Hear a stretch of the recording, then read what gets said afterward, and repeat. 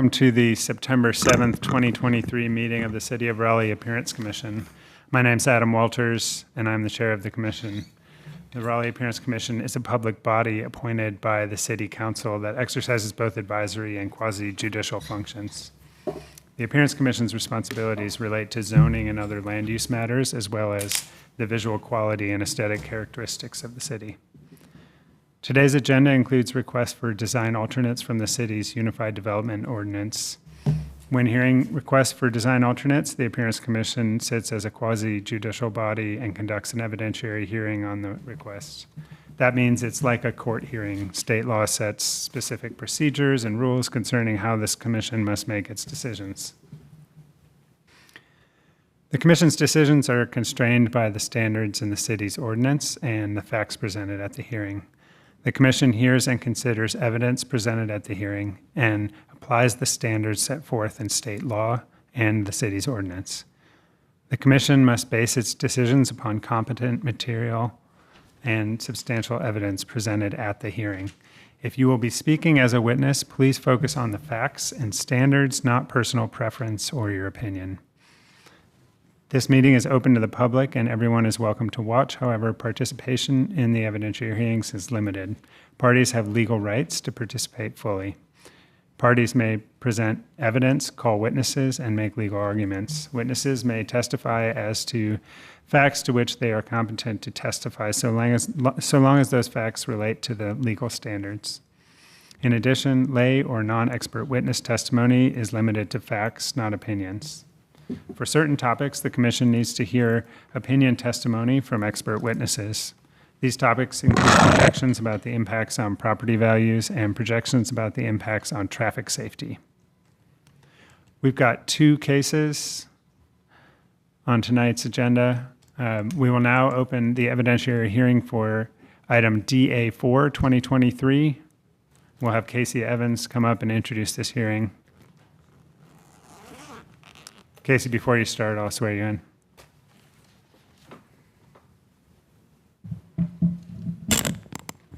Do you swear or affirm that the testimony you will provide will be the truth, the whole truth, and nothing but the truth? I do. Okay, thank you.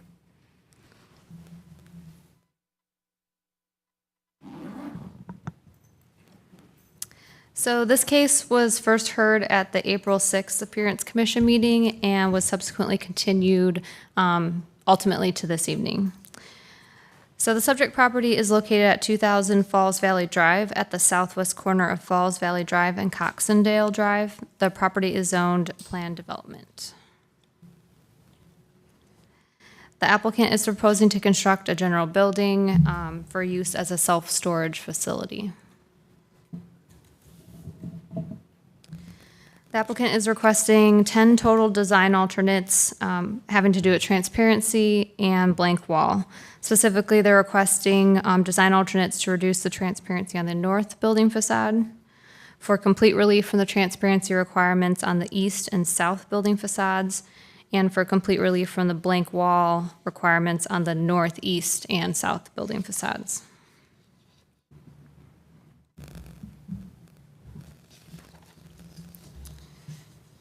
These sides of the building face Falls Valley Drive, Coxondale Drive, and Interstate 540.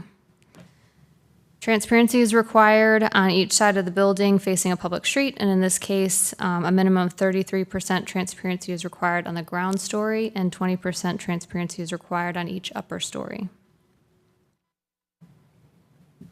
You have the two findings that are required to be satisfied in order to grant a design alternate for transparency. Blank wall is also required for each side of the building facing a public street to prevent large monotonous expanses of building mass. Blank wall for general buildings is limited to 30 feet. And we have 4 design alternate findings that must be satisfied in order to grant blank wall requests. I'm happy to answer any questions. Otherwise, I will turn it over to the applicant. Yeah, thanks, Casey. It's been a while since we've seen this, and I think some of the commissioners may not have been here at the last time. Is there any way to review some of the things that we talked with the applicant about from the last time we saw them, or should we? Yeah. So I don't have that in my presentation. I expect the applicant will touch on some of that with their presentation. Okay, Yeah. thank you. But I'll add, like, what I just presented to you all is the same thing that you heard from me at the previous meeting when it was originally considered, so. Sounds good. All right, the applicant will now present evidence and legal arguments in support of the request. As a reminder, any evidence and arguments must focus on the applicable standards.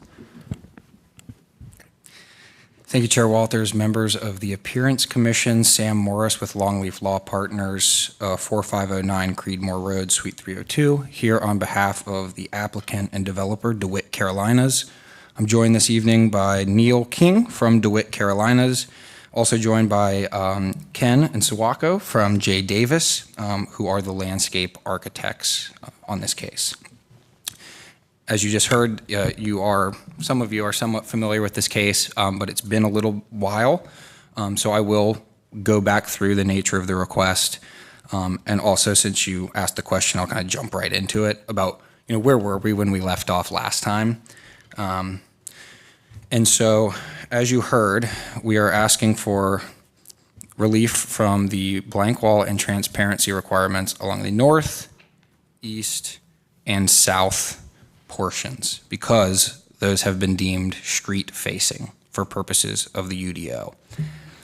During our last meeting, the conversation really focused on the north and the east portions, and about we had a representative from JKRP who did the actual building design, and a lot of the discussion focused around the nature of the request, which was, the fact that we're asking for kind of complete relief from these requirements and the decision that went into this building design. You kind of have two alternatives here. You can, try to reach compliance by adding building elements, whether it's paneling or, kind of placing the required building elements to break up the facade in order to reach compliance. Given the kind of nature and kind of neighborhood, it's sort of an office park and medical area. Really, the proposed facades and design you'll see was carefully chosen. The color and the kind of subtlety of the design was intentional, and that instead the focus was placed on landscaping and to kind of shroud a simple sort of unsuspecting building in a beautiful green landscape, and to kind of try to reach intent with the UDO in that way. There was not much conversation about the southern portion here.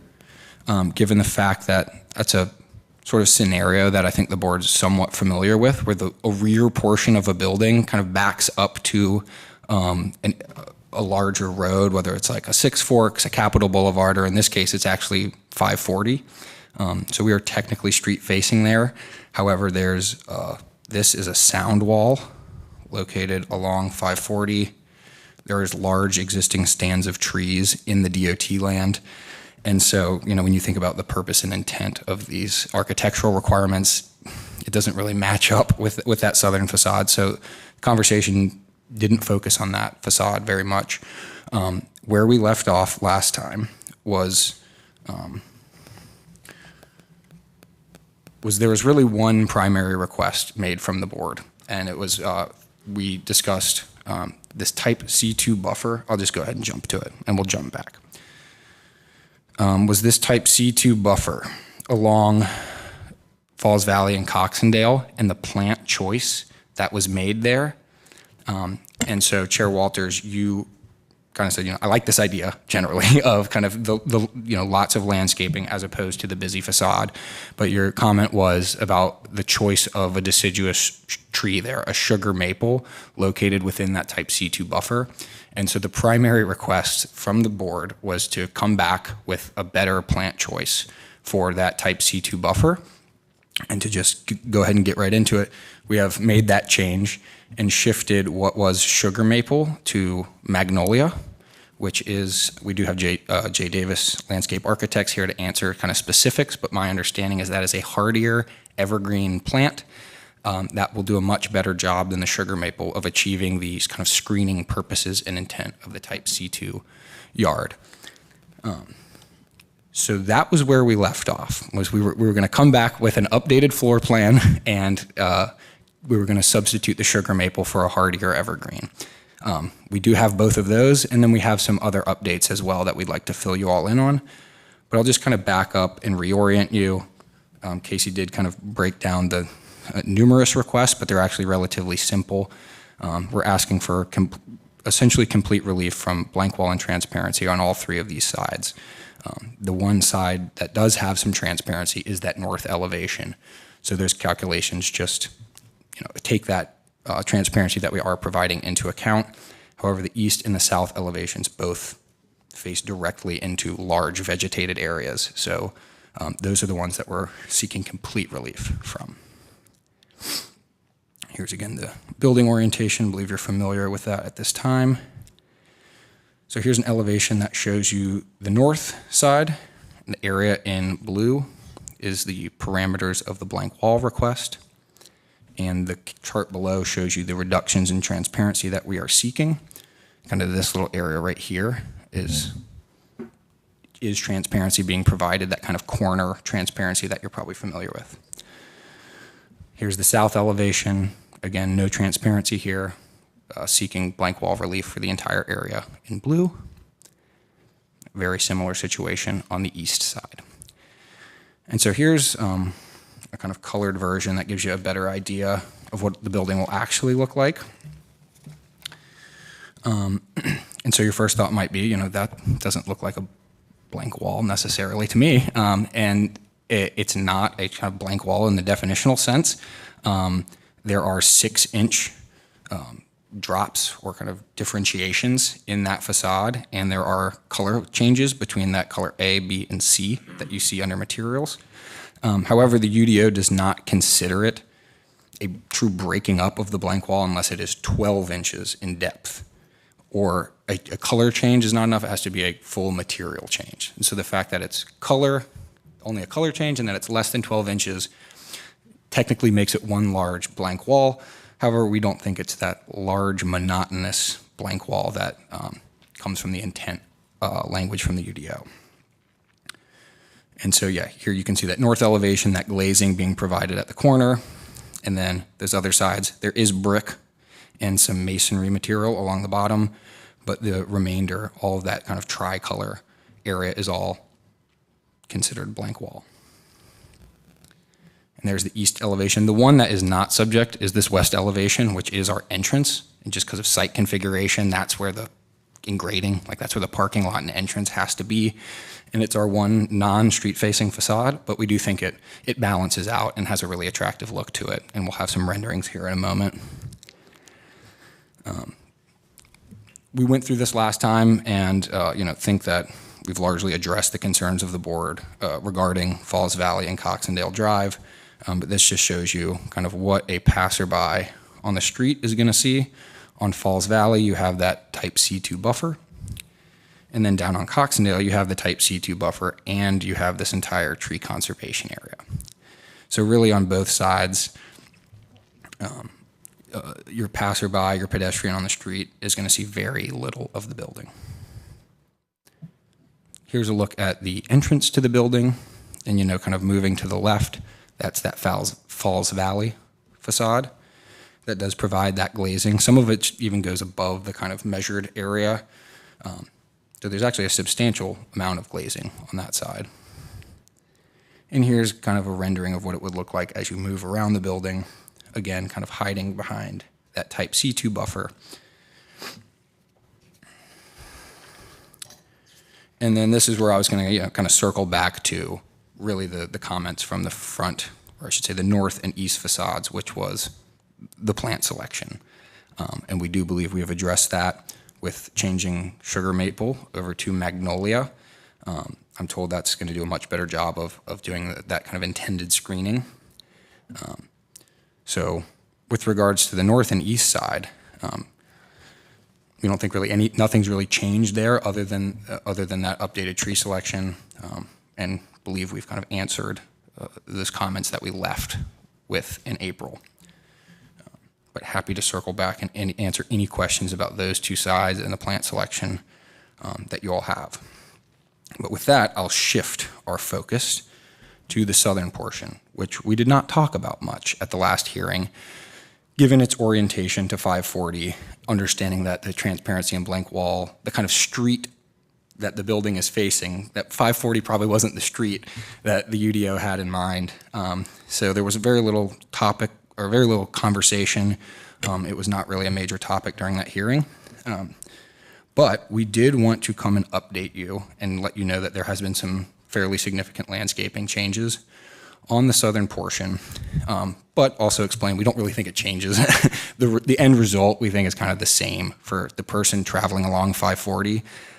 We've had to reduce quite a bit of the landscaping we intended to provide, but we think the result is really the same. But we did want to walk you through those changes and why we made them.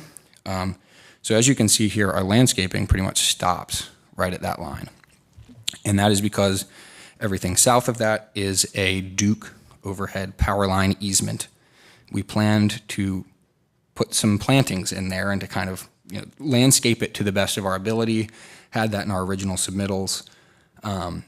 However, we have learned as we've moved through this development process and our conversations with Duke, kind of which have been ongoing since we first saw you in April, we've learned that due to the nature of this line, that basically no plantings are allowed here. We've talked with the representatives from Duke Transmission Asset Protection, and basically this is a shorter line than your average, so lower, and this is a super high voltage line, which means that they are limited, they have to, it actually comes down from Homeland Security, apparently, because it's, the amount of power. If this line went down, the whole city would kind of go dark, So Homeland Security makes these transmission companies protect them, very strictly. So Duke came to us and said, you have a low super powered line, so all this landscaping you're planning, it has to go, or it has to get moved elsewhere. So since April, in the past 4 to 6 months, Jay Davis has been working closely with Duke, kind of going back and forth on what can we do, what can't we do. And so we have come up with the best version of a kind of screening plan that we can on the back portion of this, the creative work of the good folks at Jay Davis. What you see here is a kind of rendering colored representation of what's in the landscaping plan here. But just to give you an idea, we have included some shrubs around the bioretention area, which is required by the UDO. That protection yard does extend back here, which we think does serve some screening purposes. We've included a stand of large evergreen trees here, as well as one here on this corner. Those are far enough outside the easement that Duke is allowing us to do that. And then, of course, you can see, here and here and here. So those are screening plants that have to be less than 20 feet at mature height. And that is per Duke requirements. But all that to say, this plan, which you can see the kind of formal version of here, is really the best we can do. Our goal was to really just screen and landscape the back portion of this building as much as we possibly could. That was the landscaping plan you saw last time. And pretty much based on our conversations with Duke, this is the best we can do. And as I stated earlier, we really think when you turn back to the intent and goal of these architectural standards, the result is really the same for the individual traveling along the street that we are facing, which is 540. So here is a section that our architects put together, and here you can see, that first thing you can see, that's the sound wall. I think it's about 12 to 15 foot sound wall that runs along the road. The next is a stand of DOT trees. These are staying, we don't have control over them. There's a large stand of a mix of evergreen and deciduous trees located between the power line and the sound wall that will stay and will serve a screening effect. And then the last thing you see really is the power line itself. This area, which was slated to have more planting than you see, is really what's changed.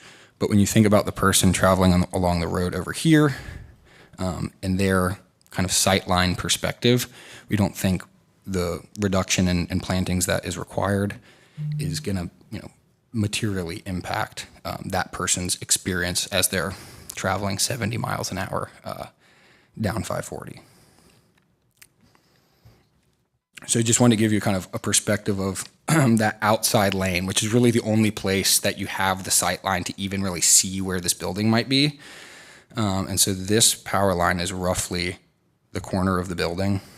So, if you go back, the top of the building kind of falls right at the bottom of the power line. So when you account for perspective from the road, it's substantially further back. So the top of that building, is going to be probably right under the tree line, roughly. And again, the corner of the building is right about where that power line is located. And so the facade at issue, we run approximately like that. So here's your winter view where this is kind of the most clearance you can see through the trees. I kind of went through the street view, but here's your more typical kind of summer vegetated scenario. And again, all that entire stand of trees immediately on the other side of the sound wall is going to stay. It falls far enough outside that Duke easement that it's allowed to stay. And then here's just an aerial to kind of show you where that sound wall runs. It runs like that and then jogs out that way. And so you can see the transmission line area, kind of like right here. Like that's where you can't plant anything. But, here and here, that will stay. And that will serve those kind of primary screening effects. And so when you think about people traveling along these highways, we don't think that this kind of reduction in allowed plantings will substantially impact the experience of someone traveling along 540. And all that to say, we think that the fact that it wasn't really a major concern at the last hearing largely remains true here. But we did want to just give you the context of kind of what's been going on. And because the landscaping is a major factor of this request, we wanted to make sure that we had a good idea of what things would be on the ground, what Duke was and was not going to allow us to do before we returned to you all and kind of made our final request. We have a good idea of what it's going to be now. It's that landscaping plan we showed you. It's the best we can do. With that, the one other thing you all asked for was the floor plan. We talked about that too and why it makes transparency difficult. So these are going to be, the rear portions of storage units. So I think y'all have heard this story many times about the kind of friction between the self-storage use, the purposes and goals of self-storage buildings and the architectural, safety, kind of minimizing the amount of window space, creating a sense of closed-in security. So did want to make sure that y'all had this accurate floor plan.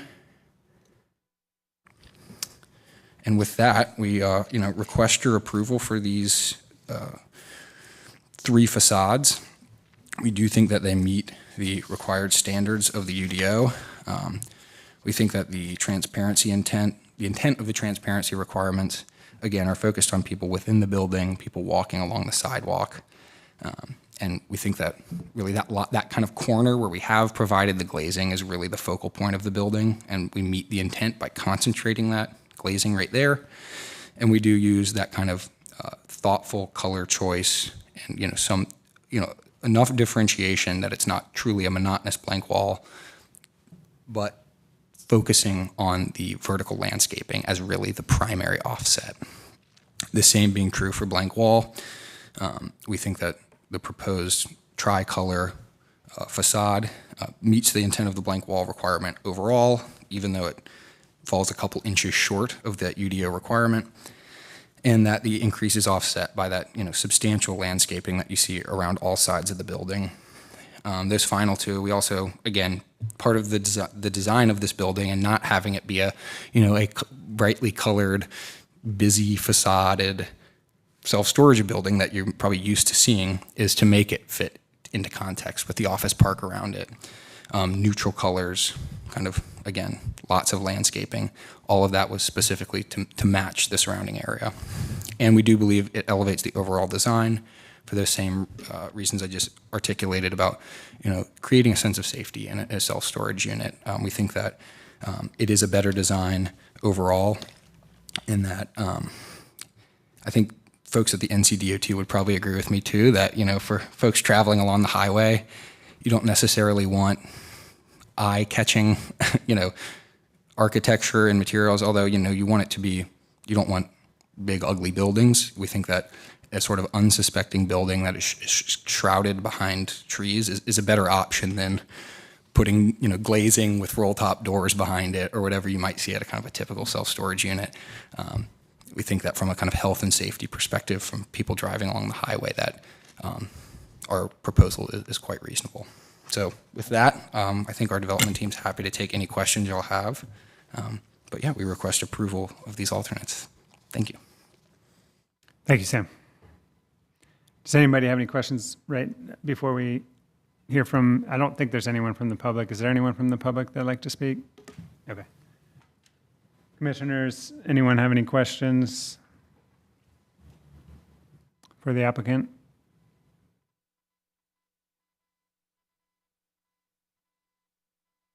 I have one question for, probably for Jay Davis landscape folks.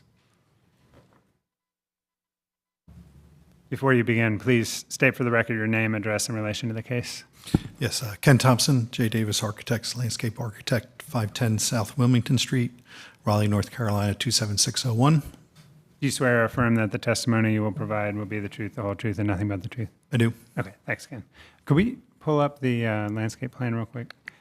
It's a very simple question. I used the board. I forgot. I got you, Ken. I can write on it. Appreciate your adjusting the planting. That's nice.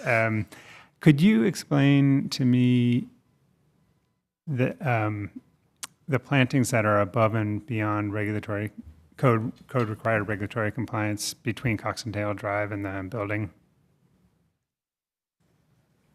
All right. That's not a question I'm prepared for. Oh, is it? Okay. All right. That's okay. That's okay.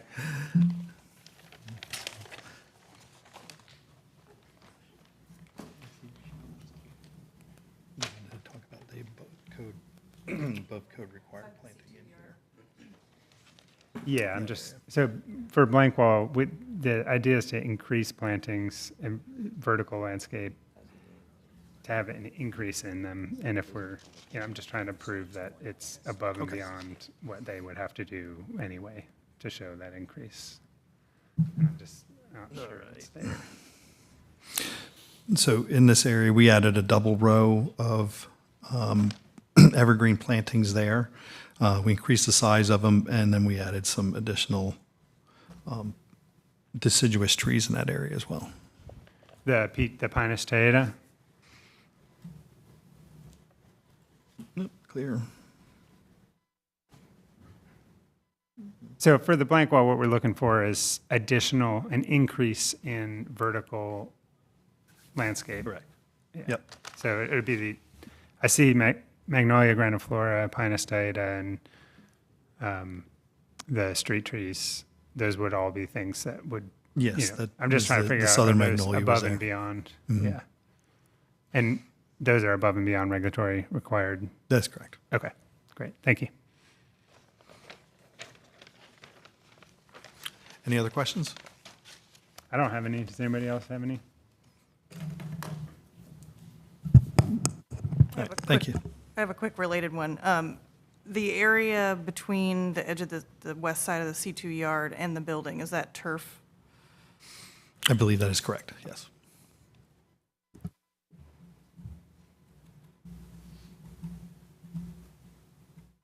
Hearing no additional questions or presentation of relevant facts, the commission will now close the hearing and bring the matter to the table.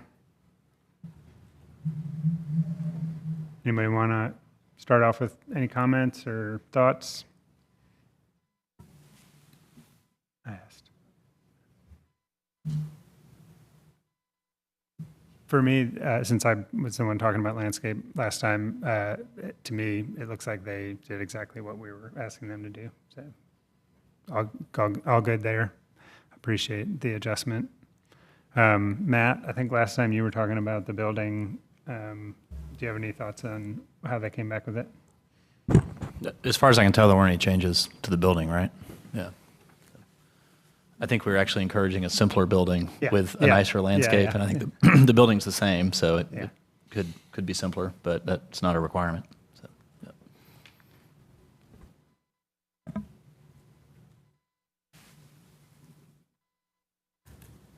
I guess I'm still surprised that the homeowners that live 150 feet away from this building aren't here tonight for the second time. That's, to me, the most unusual adjacency. The office park and the highway, just from a qualitative standpoint, don't really matter that much in terms of what faces it. But the house is right across the street. That was Right our other across from big Cox and concern. Dale. Yeah. Last time. I actually received an email after our last meeting from residents in the neighborhood expressing their gratitude and concern with what was going on. So they did do that.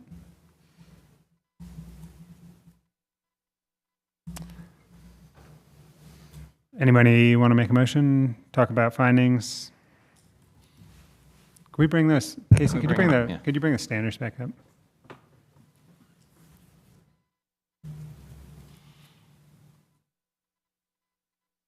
So as it relates to blank wall, number 2 was covered with the additional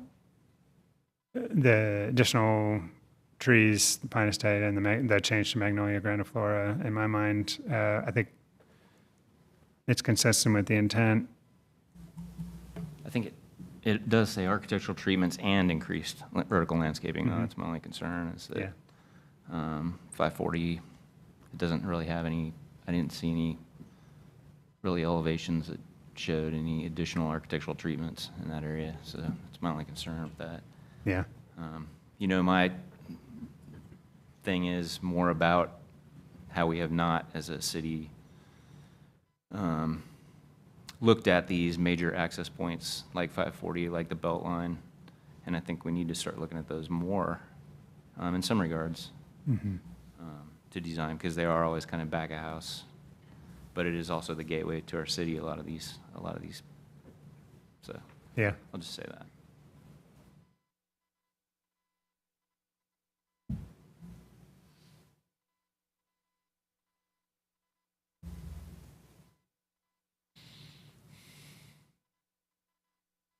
Anybody else?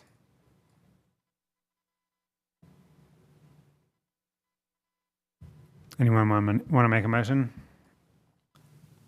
Chair, if we could identify, Oh, yeah, that's right. we have Thank you. 10 members We have here. 10 folks. So I forget how we do this. We've got, how many alternates do we don't really need, You just need 9 to vote, but we have 10, so one Okay. of the alternates that are present wouldn't participate. so Jason, it's just Jason, because he's the newest alternate. So Jason, if you can just abstain from voting on this.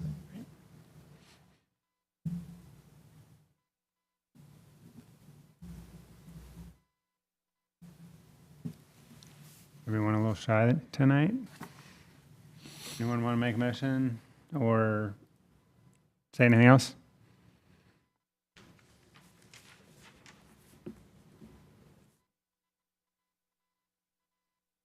I was not at the last meeting, so this is my first one. So, Yeah. but I'm not totally behind it right yet. Yeah, So that's my yeah. opinion. But so We'll say more. I don't know. I mean, I'm not going to play architect, but I just don't know that the architecture meets the intent of what the standards. Yeah.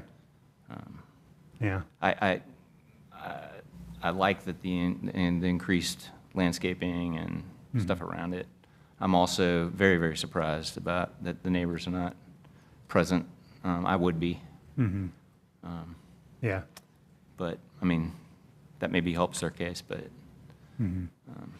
Yeah, so to catch you up a little bit, the conversation mostly last time in terms of the architectural facade, I think we really encouraged them not to feel like adding transparency was on those facades was really going to be beneficial, and to focus on the architectural treatment in a non in a way that wasn't about transparency. And maybe there's some questions we need to ask about that to get more information, or push for something that you all think. I'm not an architect, so I don't want to get too far in that. But yeah, happy to facilitate a conversation about the blank wall area and the architectural part. I mean, I totally get the whole idea of not having transparency in a storage building. I mean, that's, you know, it makes sense. And, you know, again, part of me is, hey, you just kind of want it to go away, and it just needs to be a simple building. But, you know, but then we have these standards for a reason, so Yeah. that we kind of have to follow. So, the transparency I could get behind. I think it's the blank wall and just meeting the intent of that. Yeah, I wrote down in my notes why I saw that there was 3 different colors of ephes, right, and a 6-inch reveal. If they had changed the materials in one of those, would that have made it better? But then I was like, I don't know. Leave that guess- to the architects. Yeah. Does it fit into this with the scale of the surrounding context? Right? It's a 3-story mass that has these very vertical elements that stick out 6 inches. It makes the building look taller because they're very vertical. I'd almost rather not have them than have them, personally, Yeah. because it gives that verticality. That you don't really want. 6 inches, 12 inches. I mean, you know, we run into this all the time as architects. You know, that doesn't really make a whole lot of difference to me. Finishes would make a little more difference to me, or, you know, Like a different material. yeah, a different material. Yeah. But Is ephes cost effective? I was trying to Yeah, figure out if it it's- was just a it's cost an effective inexpensive, thing, especially, or- well, it's one trade, right? Yeah. So you have one trade going around doing the whole entire facade. I see. So it is a less expensive route to take. It's also less durable and over the long term, but you know, it also fits in with the use. So you know, We did have one other concern last time, which was the actual installation of the landscape, the scale of trees planted, the maintenance of the landscape, the survival of the landscape Yeah. on the north side of the building, Yep. where it's unlikely to get light certain times of year. Yeah. Yeah. Those plant selections were, to me, they're much more appropriate. Okay. Much. I mean, the Pine Estate is going to do great. Okay. The Magnolias are going to do great. Okay. The Zelkovas, I think. What do you think? I don't know. Whatever. Yeah. Same thing. What is that? I'm not a landscape architect. So Yeah. what's that reaction? It's just kind of a run-of-the-mill deciduous tree. Okay. And then I mean, it feels significant that we're suddenly learning that there's almost no landscaping left on the highway side, Yeah. right? Yeah. We don't want to just let that slip in probably without talking about it. Yeah, I mean, I don't know how much they can do about it, but and you know, planting under power lines isn't really ever much of a thing. I wouldn't have much of an expectation that folks would do that, especially in a place where you wouldn't even see it, unless we were trying to have an ecological impact. But if they can't put it in the power line, and trust what they say, you know, they put them everywhere else. And so I'm pretty satisfied from the landscape side of things. I think from a process standpoint, though, the power lines were there before the last presentation in April also. So, Yeah. and then sometimes we plan projects and learn that some constraint on the site prevents us from doing what we wanted to do. And so I just want to make sure we're okay with that, you know, before we. You can't plant plants there, that's true, or tall ones, but it shouldn't be new information. Yeah. but maybe you can provide other architectural features or something that Yeah. brings you up to those standards if you can't fulfill the other standards. I'll just, to kind of add to the landscape conversation, although there's a few extra trees that are not code compliant, I think what you pointed out is valuable, that there's no reason, I mean, there could be a lot more screening in that small triangle on the northeast corner there that would much improve the view of the house that's right on that roundabout. Yeah, where the turf is now. Yeah. Yeah. To me, that would just make things a lot clearer and simpler to approve. It still feels a little sparse to me, but Yeah, it almost looked like it was just code required. That's why I was asking. especially knowing that the pine trees are going to go in tiny. I will say that turf area is, if you look at the grading plan, it is low. So it would have to, if it wasn't a tall shrub or tree, you wouldn't want to put too close to the building, although there's no windows. You wouldn't see them anyway. Yeah, and there is a grade change there. I'd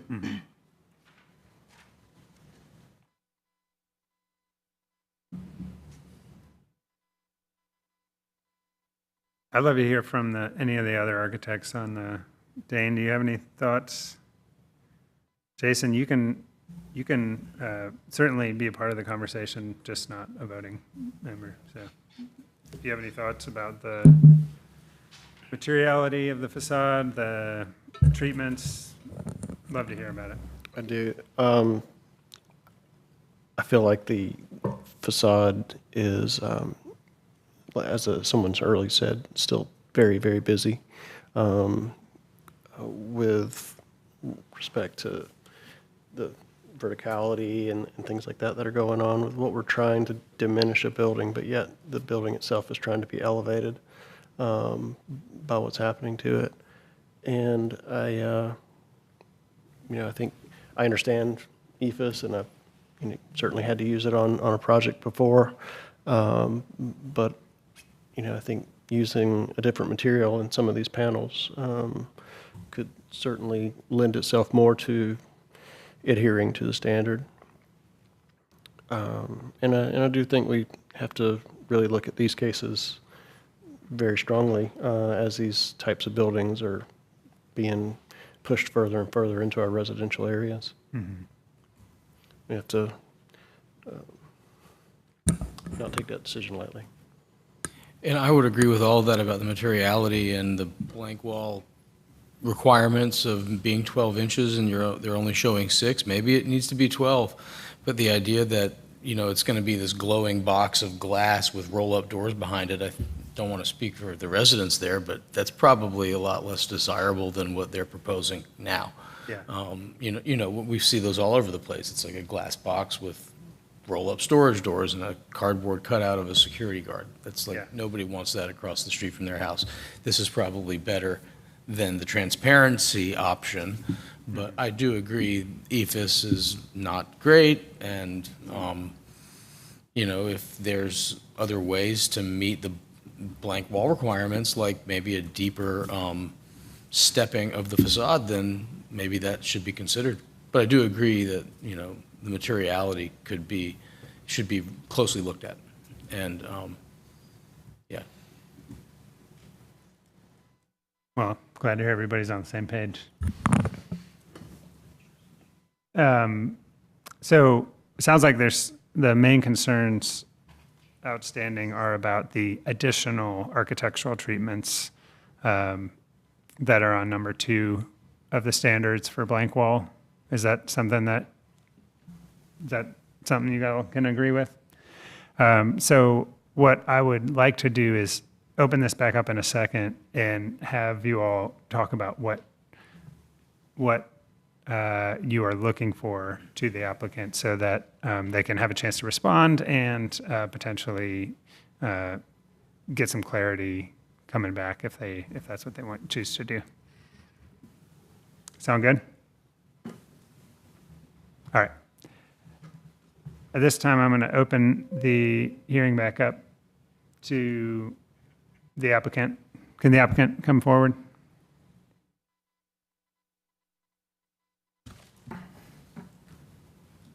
Hey, Sam. Hey. Do you want me to start? Sure. Yeah. Okay. So I'll just quickly hit on standard number 2 for the blank wall, and just want to kind of put my 2 cents in here. And having gotten blank wall relief from this board before in the past for self-storage units, the last one I did was truly a monotonous blank wall. It was 100 some odd feet across, 20, 30 feet down, of truly a blank wall, a flat blank red wall. And the point, I think, I would argue that the kind of additional architectural treatment that we've provided kind of differentiates us from kind of the true blank wall. And I think, yeah, again, it's not the 12-inch, but we believe that from the standards perspective, like from a legal perspective, providing some relief and providing color change is an architectural differentiation that makes it not a true flat blank wall. So we think that there's, enough architectural treatment there to justify a finding of that nature. And I think just from talk about the EFIS materials being used, we're hearing from some about needing an increase in material types, but at the same time, we're hearing that it is very busy already, as it is. From the developer's perspective, reaching compliance, we kind of hear from you all what you have in mind for what compliance looks like. But as you can imagine, for most self-storage units, what compliance looks like is windows with roll-down doors. We didn't want to do that here. We want this to be a nice building. We want to be cordial to the neighbors. That's where this entire design comes from. And that from a user perspective, they would prefer to have windows with roll-down doors on all sides. And there's nothing stopping us from doing that. We didn't want to do that here, and that's why we came to you all, basically. This design is our alternative to the big, ugly, bright glowing square, kind of, is our pitch. Definitely interested in hearing how to increase material differentiation without, again, making it too busy. But kind of, there was a choice that was made by the development team to seek these design alternates, go with a cheaper material, EFIS, and then invest that money in landscaping around the building. So that was a conscious decision that was made. But if there is changes to the facade that you all think can materially increase the overall experience of pedestrians and drivers kind of in the area, we're welcome to hear it. But yeah, our whole intent from the beginning was that this is, we think, in ours and everyone's mind and the neighbors, a much better option than the bright glowing box. And a final note, we did come here in April, and we understand Duke and all this, and we are in our 3rd round of ASR as well. Mm-hmm. Right now, this project is this is the last comment remaining. It is on the 1 yard line. Nice. Great. Yeah. All right. Well, let's hear from Corey and Matt and Dane and Jason a little bit. Do you have any questions for them or? No, just, any suggestions would be great. How many stories is this building? 3. So how would you make a roll-up door and glass box actually physically work on the upper floors? It would kind of be reverting back to the original kind of design. Increase the amount of storage units? Right. Well, no, it would. You see where there's kind of the perimeter hallway there? Yes. So that is your kind of typical self-storage design where you have the windows on the outside looking in. And another part of this is a building design and efficiency. So that's where it would be. It would be windows located like here, right. here on the 2nd and 3rd stories, probably. We've shifted that design to the more kind of efficient design that this does not allow for that right. type of that true transparency. Okay. Right. So it would have to be basically putting in a hallway on that rear side. I think my comment before was more about the verticality of the materials and in context with the surrounding neighbors. And it appeared, just from the height of some of those vertical EFIS elements that stick out, about 6 inches, that they were actually taller than the houses across the street. So I'm just, for me, having something that was a little more simple, maybe on the upper levels, but related more to pedestrian residential scale of the surrounding context, to me, would seem like a better element, maybe more horizontal elements, maybe a nice base that's a different material, a much more durable material at the base, and then maybe ephes above, I don't know. But something that more relates to the pedestrian scale and the neighbors around the street, that's more of what I was just thinking when I see these vertical elements, and maybe trying to minimize some of that. I think I have a probably dissenting opinion about articulation in general. You had me at 100-foot-long blank wall. It was great. But anyways, I think my comments last time were I was kind of giving in to the attempts to articulate the facade as acceptable for this building type, and I was actually, despite being an architect, much more interested in the landscape and shrouding the building in landscape. And if you guys feel that that's been accomplished, I really don't have any further comment. I do agree that the triangle closest to the houses, I asked that question last time, why isn't that just a grove of trees? Like, I mean, I know they cost money, they're not free, but there could be a lot more there. And for me, given our comments last time, and in the interest of not just dragging folks along through an iterative, changing landscape of opinions, that would be the lone thing that exists in the landscape for me that still is a question mark and could be handled better. But I agree with the previous comments. I think everything above ground level, if it was of single material, would actually be more appropriate. Adding more colors of a bit undesirable material like ephes with a little bit of relief and a slight difference in height, to me, is not a great solution, right, to a wall of ephes. So, Yeah. yeah. Does that make sense, Sam? So I think the general opinion here is that the architectural moves that were made are kind of against the idea of making this thing be in the background. That it's making it seem bigger than it is. It's making people focus on it, and so that's basically what I'm hearing. And y'all did do more landscape, but there's still turf in front of the building, and we're just seeing opportunity to do more. And I understand that might be kind of difficult because it's in the face of what is has been done in the past and what is in the UDO. But that's kind of what the commission, I think, is aiming towards. So, Yeah, just one clarification. And so you're saying kind of less color along? So I think the tree, that triangle, we can certainly speak to. I might have Ken. I think you did mention there's some grading issues there. It's located directly adjacent, kind of between a TCA and the building. And I think there's some grading, so I can let Ken speak to that. Yes, just so we have a concrete idea of kind of what to take back if it's necessary. And just speaking for myself, to be much more succinct, I actually think last time we had kind of relented on the building itself, as kind of okay, it is what it is. And we were much more interested in what you've done with the landscape. So I don't really have any resistance at this point, Yeah. even though my opinion is that the building could be much more attractive. right, yeah. I second that. Yeah. I'm no big fan of ephes, but I don't have any objections. And I will, confirm there was no comments or requests to change the architecture or the facade from the last hearing in any way, and therefore we did not change it in any way. We Yep. just enhanced the landscaping per the board's request. That makes sense. Thank you. Yeah, I think the fact that the landscape is the workhorse here, it needs to be really robust. So, I'd like to see a little more. Ken, could you come up again? Or someone from J. Davis?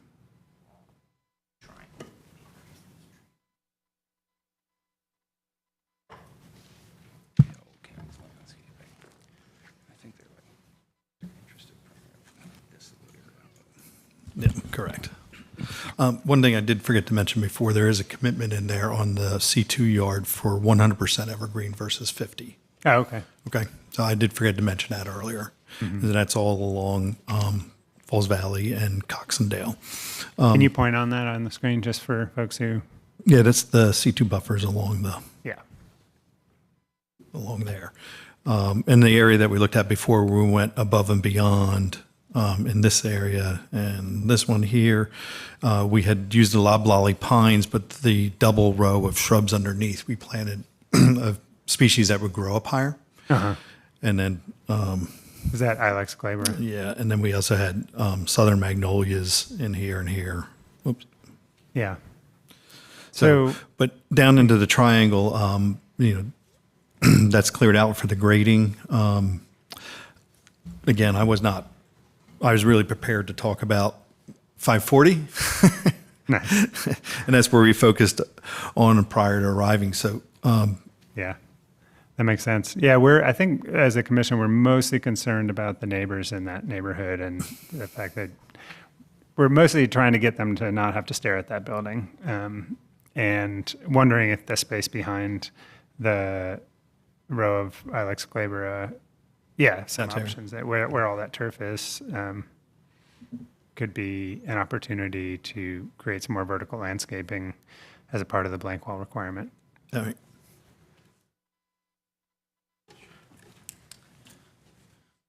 I think that's something that the team would be happy to look into. If there's anything kind of specific, I know if it's something as simple as 3 or 4 evergreen trees, if it could be worked into a condition, just given the pace of this development too, we think that's something that's quite reasonable. So yeah, I mean, again, we're happy to kind of circle back and come up with an updated plan. But if it is as something as like, we'd like to see 2 or 3 more of those magnolias just placed up in that triangle. We think that we'd be more than willing to work on a condition too that requires that as part of an approval. I hear you. Yeah. Trying to think if there's something that's easy. It doesn't.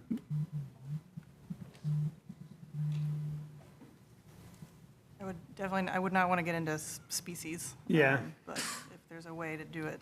But with numbers or area.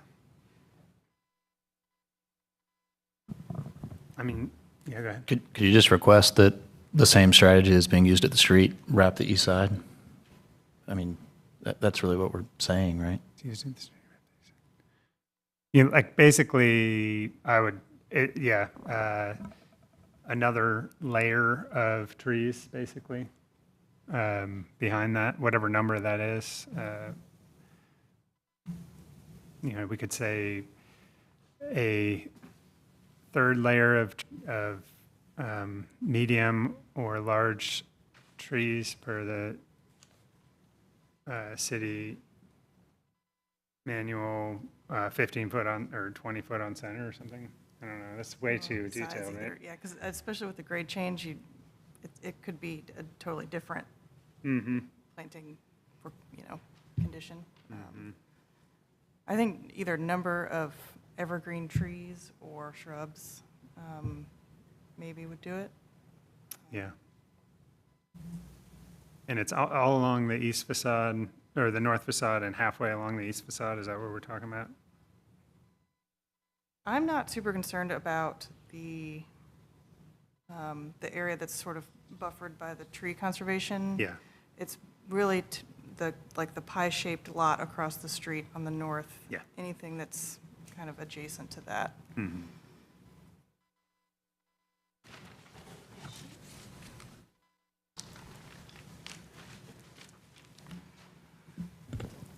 I will just one Go for quick it. note that this property has been posted on its front facade for close to 6 months now, giving continued updated notice of this public hearing. So we imagine those folks are aware of this hearing, and yeah. So. I hear that, but I also think we have a duty to protect the public realm and the adjacent neighbors, no matter who they are. They could sell that house tomorrow, and they could be a different person that Yeah. that does care. Right. I just want to make sure that there was not some unsuspecting neighbor. It's like, yeah, there's, the city does a good job of putting out lots of notice of these requests. Yeah, I think if it's easy enough to put another row of deciduous or evergreen, large or medium-sized trees behind what you've shown on the plan here, I think that if that works for you all, along the northern facade and the north half of the east facade. That, I think that's easy enough, if that's amenable to you all. We can have a moment to discuss with Laurie. David, was that worded in a way that you feel it's? You're thinking about it? I'm sorry. Yeah, Casey. From the plan review perspective, if you could provide a number that you want to see, that would be much more helpful than just a row, because that could be 2 or that could be 10. So any way you can be Okay, specific yeah, would be helpful. I actually think the tree and shrub combo is key too, right? Because you want to Well, fill the whole. but the gray goes down there, so that you're Right. not going to see the shrubs. Okay. So I'm Oh, trying to get, that's true. if we're talking about vertical landscaping as part of the blank wall requirement, I think you're probably not going to see the shrubs, especially if they're behind the shown Ilex glabrous. So I see about 12 or 13 in the one that in the row in front of it. Our landscape architects have suggested for these two, so basically in front of the building and for this portion, to increase the C2 yard by 50% In width? in planting number, I believe. Be plantings and/or quantity of plants. I was thinking quantity of plants. Within the existing C2 yard? We could increase. It looks the like it's depth pretty of the- full right now. Yeah, it's kind of Yeah, we could increase the depth of the C2 yard as well. Oh, yeah, that sounds great. Perfect, easy. Good. Can you double the depth of the C2 yard? We can double the depth of the C2 yard. Perfect. Increase the plantings by 50%. Sounds great. And that would be north of the building and east of the building to the tree conservation. Yep.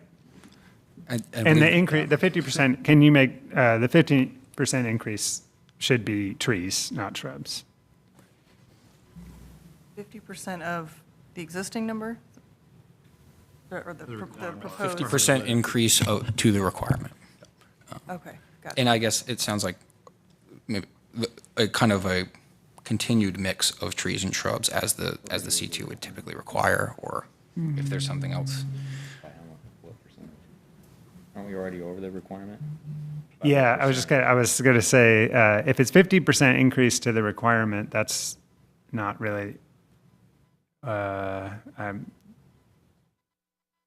it's probably okay. Probably another 10 trees. Yeah, 100, I guess another way to say it is 150%, right? You increase it by Yeah. 50%, it's actually 150%.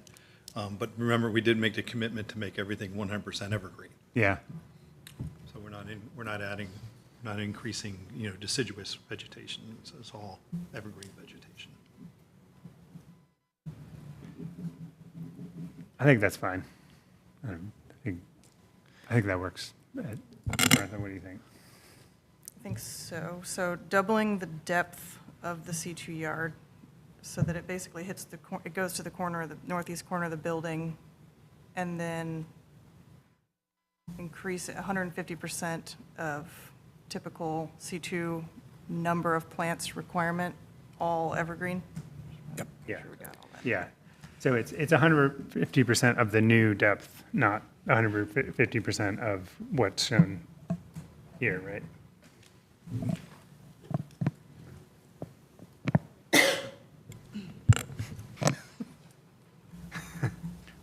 I think we all have the same idea. So, But wait to putting hear it in from- different words. The attorney. Does doubling the depth cause an issue at that corner? It might, but they can kind of just move trees out of the way. You don't have to plant in certain places on the depth. Okay.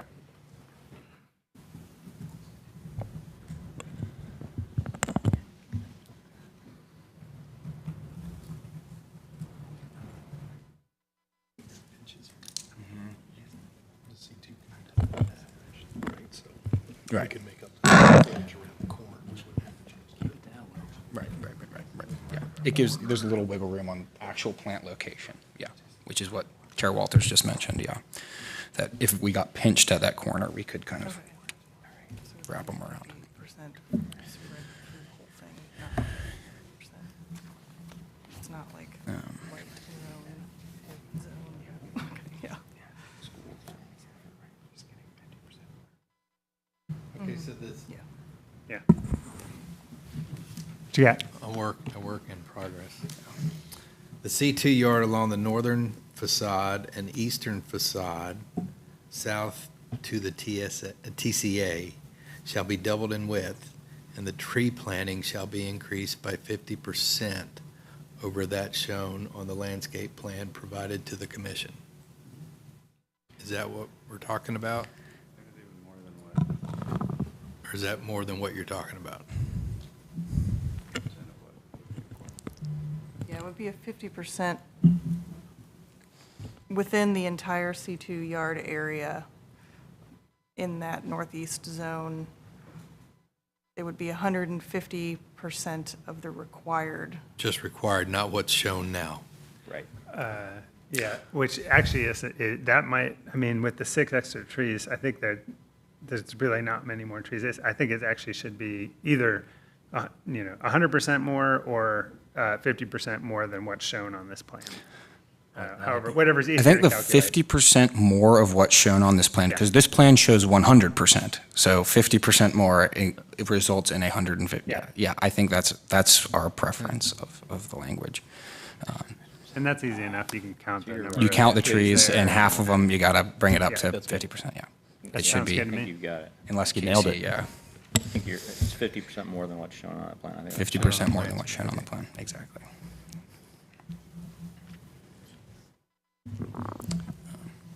Well, I would make a motion to approve with the condition as stated by the attorney. Oh, second. It looks like we might need to wait for a second. Can you restate the condition? Yeah, I want sure. to make sure I understand. Yeah. It's basically, we're going to widen the C2 yard to double the width and then require 50%, 150% of what's shown on that plan in the area that we're talking Of about. all the plantings or just the trees? Just the trees. Just the trees. Just the trees. And are you requiring them to be evergreen? The additional trees Well, that they've you're already committed to requiring? them all being evergreen, so, in the C2 yard, so yes. We can include it for clarity if we want to. Yeah, right now, I have the C2 yard along the northern facade and eastern facade south to the TCA shall be doubled in width, and the tree planting shall be increased by 50% of the trees shown on the landscape plan shown to the commission September 7th. Perfect. Sounds good to me.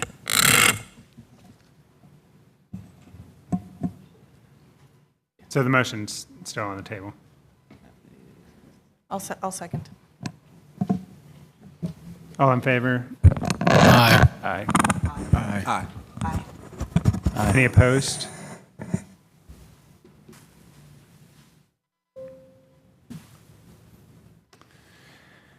The commission's written decision will be adopted when the minutes of this meeting are adopted, and the written decision will be provided to the applicant and other parties with a right to such notice following adoption of the decision. Thank you all.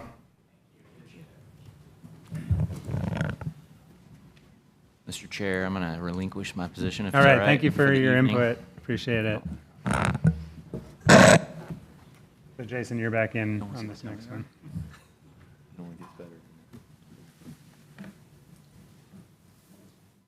We will now open the evidentiary hearing for item DA 11, 2023 on today's agenda. Casey, will you introduce this hearing?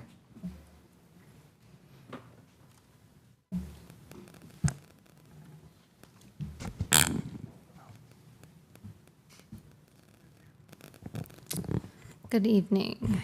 So this subject property is located at 4451 Bullock Farm Road at the northwest corner of Bullock Farm Road and Parton Road. The property is zoned industrial mixed use, 3 stories. The applicant is proposing to construct a new general building and vehicle tow yard for a proposed vehicle towing business. The applicant is requesting several design alternates. One, to provide a type A1 transitional protective yard instead of a type B1 transitional protective yard. To allow a portion of the required outdoor amenity area to be located within a street protective yard. to provide a decorative metal wall in the transitional protective yard in lieu of the other materials that are required, and to not provide cross-access to the adjacent properties. So towing yards for vehicles are required to provide either a type B1 or B2 transitional protective yard along all shared property lines. So in this case, that would be the north and the west property lines. Instead of the B1 or B2 protective yard, the applicant is proposing to install a type A1 protective yard along the north and west property lines. One of the required components of a transitional protective yard is a wall. The UDO requires the wall to be constructed of certain high-quality materials that are compatible with the principal building. So in lieu of the allowed materials, the applicant is proposing to construct a metal wall in the transitional protective yard. And there are 4 findings that must be satisfied in order to grant the design alternates relating to the transitional protective yards. The proposed development is required to provide 10% of the site area as outdoor amenity area. Amenity area is intended for the enjoyment of occupants and guests of the development. The UDO sets forth a number of specific requirements that amenity area is required to meet, including one requirement that it not be located within protective yards. And there are 3 design alternate findings that must be satisfied in order to grant an amenity area design alternate. And lastly, the applicant is requesting to not provide cross-access to the adjacent properties. And as you're familiar, there are 4 design alternate findings to satisfy in order to grant a cross-access design alternate. With that, I will invite our transportation staff up to provide any comments that they may have on the cross-access request.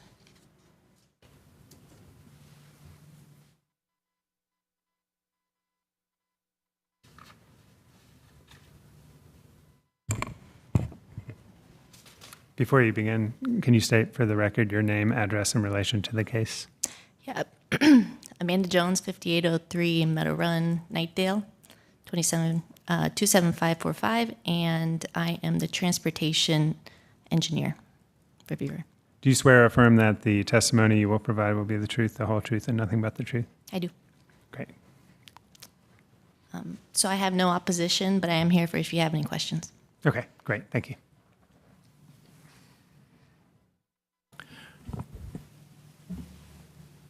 Chair Walters, just a real quick procedural Yes. thing, because I was working on that Yeah, sure. email to everybody about the condition of approval. When Commissioner Bates left, you excused him for the Okay. rest of the meeting. Uh-huh. I just want to confirm that you excused, he's Yes, been excused he's from the been rest of the excused from the meeting, so meeting. we don't have a voting issue. Yeah, so Without objection, he's. Commissioner Bates has been excused without objection, and Jason Dale, our alternate, is now a voting member. Okay, thanks. Yep. I missed it. Yeah, thank you. All right, the applicant will now present evidence and legal arguments in support of the request. As a reminder, any evidence and argument must focus on the applicable standards. Thank you very much. I'm Tom Johnson with the law firm of Williams Mullen at 301 Fayetteville Street, Suite 1700 in Raleigh, here on behalf of the applicant. My presentation. There. Thank you. I've been working on this a long time with Raleigh Towing. We had to do an ordinance amendment and then a special use permit. And then as we got into design on the site, we faced some additional challenges. So it's been a long time, but we've gotten, I think, to where we need to be, and hopefully can indicate to you that we've met the standards for these design alternates that we have. The first, these are out of order with what way Casey went through it, but the outdoor amenity area, we have a required provision portion of that. We want to include some of that in the street protective yard. And really for this use, there are very, very few employees, 3 or 4 employees, and I've got Philip Daniels here. He can speak to that specifically, and I'll have him come up in a moment and speak to that. And Chris Rakowski is a design professional that can speak to the other items. But because there are not very many people don't come here very often. It's very rarely there'll be visitors to the tow yard. On occasion, people will come to pick up cars, but they're not there for any length of time. So it really doesn't make sense to have a whole lot of outdoor amenity area, and we were trying to be as efficient on the site by allowing us to do part of that in the street protective yard. Transitional protective yard, again, the street became tight once we ended up having to donate right-of-way on the 2 adjoining roads. And the protective yard we're putting in is the back of commercial buildings along New Bern Avenue, and the other is a shared property line with IX. So it's another industrial mixed-use property adjoining it. So there's not a lot to protect it from. Plus, there are existing trees that are there that we're going to take advantage of and add additional plantings to supplement those. And on top of that, a wall is required as part of these protective yards. We're asking for a metal wall in lieu of the other allowed walls. There are other sections of the UDO that were amended recently to add metal walls. For some reason, it wasn't amended here. And we're just asking to be able to do that. And metal walls can be done in a very attractive manner now, and I'll show you, some examples. And we're open with respect to color requirements. And cross-access requirement, this needs to be a secure facility because it's for the storage of towed vehicles, and we have requirements with the contract with the Raleigh Police Department to do that. And I don't know that you really want connectivity between the commercial uses along New Bern Avenue and the industrial uses in this area.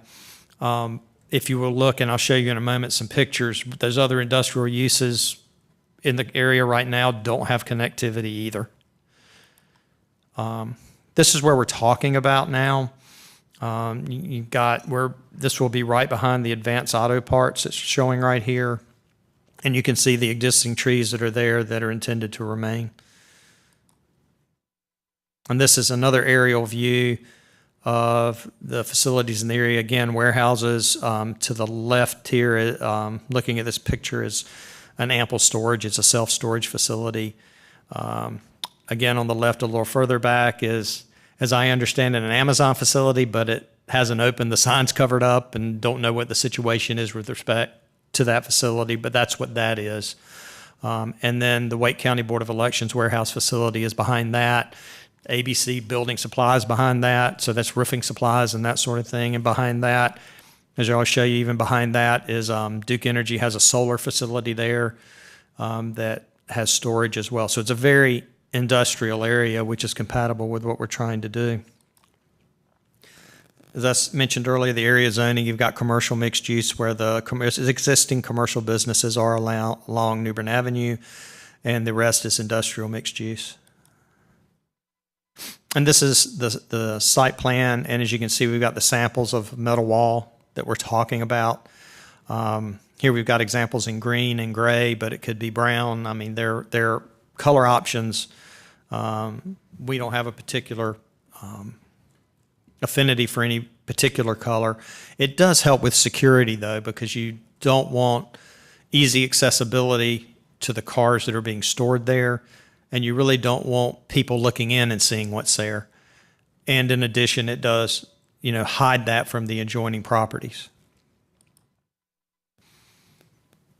Here's the landscape plan. As I told you, we're supplementing the existing trees with some additional plantings around the facility. We're meeting the street protective yards, but we've had some donated right-of-way on both Bullock Farm and Parton Road that made this property tighter, and we felt like it was a reasonable request to go with a smaller protective yard here, since we will have a wall and the way they're facing the back of the commercial buildings that face on New Bern Avenue and the other industrial mixed use.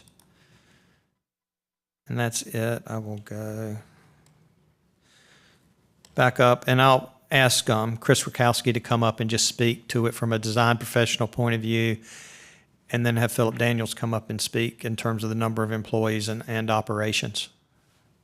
Unless there are any other questions right now. Can you just point out the amenity area that you're talking about? We're trying to do it, I think, right here. Let me let Chris come up here and do that and show the outdoor amenity area and speak to that. Before you begin, will you state your name for the record, address in relation to the case? Yep. Chris Rakowski with TMTLA Associates, 5011 South Park Drive, Durham, North Carolina, 27713. Do you swear or affirm that the testimony you will provide will be the truth, the whole truth, and nothing but the truth? I do. Okay, go ahead. All right, so I'll answer your question first before I get started here. The outdoor amenity area, we're trying to provide it mostly right around the building. Let's see. So we have an area along here, and then the transitional protective yard, we're trying to include that as well. So all that hatched area is actually what we're trying to call our transitional protective yard. So we're showing more than what is required. I think we're about 14% on this plan. Our idea was that we will meet the intent of the outdoor amenity area by putting as much of it as we can right around the building, and not really calling out any kind of margins around the building either, so that we can still use them as like a productive tow yard space. So yeah, we're trying to keep it for this use. The outdoor amenity area is calculated based on the net site area, so whatever's left over after the right of way taking, and it's in a use like this where it's mostly vehicular tow yard. Most of it's just kind of lay down yard. There's no additional employees. There's no visitors, like Tom said. So we felt like this was a fair alternative to kind of providing all of that amenity space and losing more of the tow yard. So the transitional protective yard, is that outside the fenced area? Yes. Is there a sidewalk along that road? Yes. Okay, so theoretically, someone could walk out the driveway and down the sidewalk and Correct. experience that as an outdoor amenity. Right, and so yeah, that was part of the idea as well, right? Is that you have a sidewalk. We're already providing a sidewalk. There's a small lawn area, and then there's a transitional protective yard, followed by the fence behind that. Mm-hmm. So the other way we're differentiating from the actual landscape requirement is we're actually putting the fence or the wall on the inside of the buffer. So the outside has the plant material. So we'll have the overstory trees and the evergreen. We put some arborvitaes on the outside of the landscape plan. Yeah, so that. So really the only plant inside the amenity, inside the fence is lawn, is that right? I'm not even sure we're throwing any lawn inside there, actually. I'm not sure what the material is we've decided on for the outdoor amenity area around the building itself. Yeah. Whether that's lawn. What is that hatch? It's going to be lawn or hardscape. I don't think we've really discussed that yet. But okay. Yeah, there essentially is no landscaping inside of the fenced-in yard.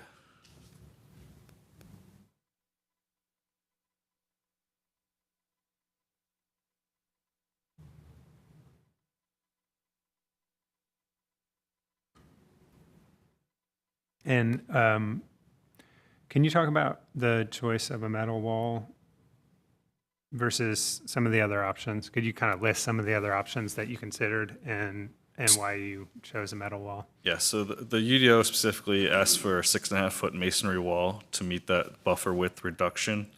We're proposing an 8-foot metal wall. We think, I don't think it's really much more cost effective than a masonry wall is, or at all. Probably more expensive. I was going to say, but it provides the tow yard the security and the height that it wants, as well as providing that kind of more attractive look to users on the outside. And I think that was kind of our rationale behind that. And then we also wanted to soften that with the landscaping that we planted on the outside of that. So we're proposing a 6-foot type A1 transitional protective yard, but we're actually providing more landscaping than what's required in that. So that would only be required, I think, 4 understory trees per 100 linear feet, and we're calling for deciduous overstory trees and evergreens as well. So theoretically, as the landscape grows into its intended form, it would cover most of that fence. Correct, yeah. That's the idea, is that it softens it from the outside, and also when the parcel to the west develops, there'll also be required a landscape buffer, so at least you'll have back-to-back buffers there. I think there's existing cherry trees to the north, so we'll retain those and then supplement with additional plantings there. So I thought this hatch was turf if it's not turf, there's really nothing making it amenity area. What is it making it amenity area on the inside of the fence?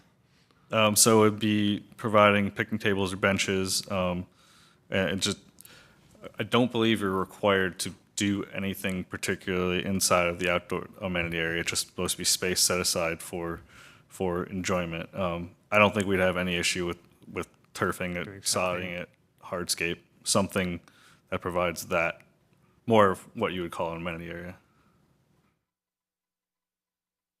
Okay. Any other questions? I want to ask Asking all the questions. just about the fence. About the fence, can you describe in more detail, or do you have images that describe the structure of the fence, the type of metal, the exposure of the panels, the thickness of the panels, the color of the panels, anything else about that? Those pictures are pretty small. I know, I'm trying to figure out if I can blow them up or not. Even just a description, I just wonder how this thing's constructed. I don't know if I know the answer to that. I'm assuming it's either it's a skin, I think, on the outside with a cap on it. It's based on what I'm seeing in these pictures. Do you know off the top of your head? You looking? Yeah, I'm looking. Philip can speak to that.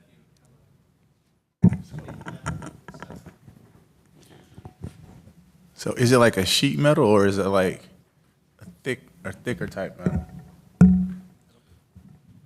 you mind if we have Philip come up and speak to that? My name is Philip Daniels. I'm with Raleigh Towing at 1625 Navajo Drive, Raleigh, North Carolina. You swear or affirm that the testimony you will provide will be the truth, the whole truth, and nothing but the truth? I do. All right. So as far as the metal structure wall, from the research I've been able to do with some companies that had these walls within the Wake County area, they're structurally steel beams and posts, just like a structural building would be. The thickness of the metal, I'm not 100% sure of. I know it's not flimsy, thin tin like you would see maybe on a tin roof. It is a thicker gauge steel, as typically what you would see on a metal building structure, with a nice decorative cap at the top end of it. But there's very thick galvanized steel beams that run from post to post that metal secures to.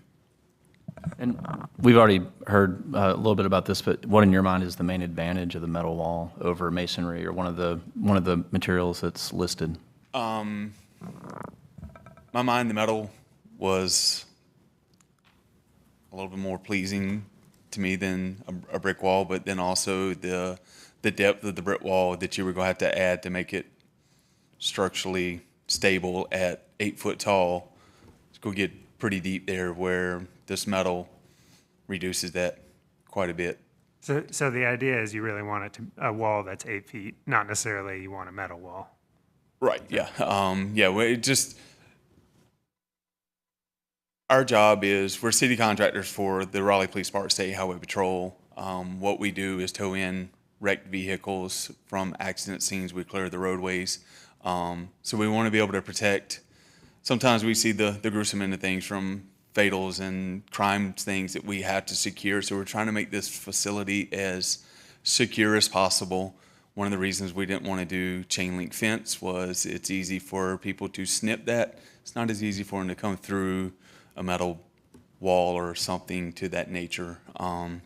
So trying to gain the space of the yard, because we have lost a little more than expected there. So, and the fact that we want to go 8 foot tall, it's not as easy for somebody to scale an 8 foot wall fence or wall than a chain link fence would be at 6 foot or something 6 foot tall. So.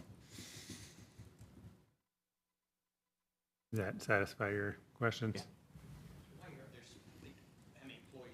So employee-wise, we're it's a family-run business. It's me, 2 other family members are in the office, 8 to 10 hours a day. Driver-wise, drivers take their trucks home. They come in, they drop off a vehicle if when needed to. They're back out on the road. As far as Visitors we had throughout the day. There's days we go, we don't see a soul come through our office. There's days that we may end up with 3, 4, 5 people in throughout that day. Majority of the time, those are insurance adjusters coming in on their vehicle, pull into our lot, assess their vehicle that they're responding to on a claim. And then the other few people are there to clean out the property from their salvaged vehicle so that the insurance can move forward with either their repairs or salvaging the vehicle out from there. So we don't have very many people coming through on a day-to-day basis. So Yeah, so I guess in regards to the outdoor amenity, that outdoor amenity is for you and your 2 family members. basically, yeah. I mean, it's, unfortunately, we won't get time to use it. They're running the business, so unfortunately, it's a waste of space for me. But it is, it's what it is, I guess.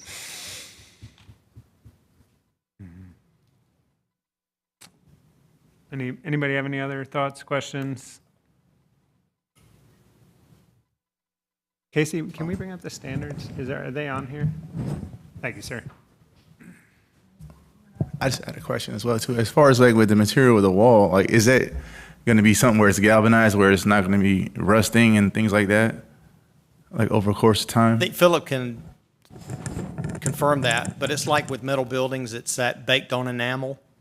It's not galvanized because it's not that color, but it's like the typical metal buildings you see and it's baked on. I think that's correct, but you can confirm that, Yeah, Philip. it's the structural side of it is galvanized. I haven't fully looked into if the metal on the outside is galvanized, but it's the same material that they're putting on steel buildings. So I'd imagine that it's galvanized or baked on enamel.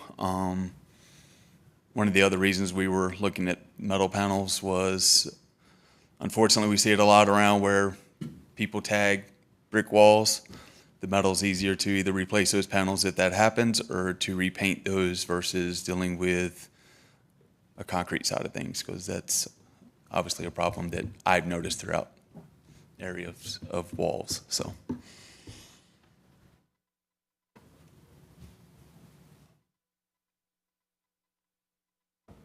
Which set of findings would you like to see first?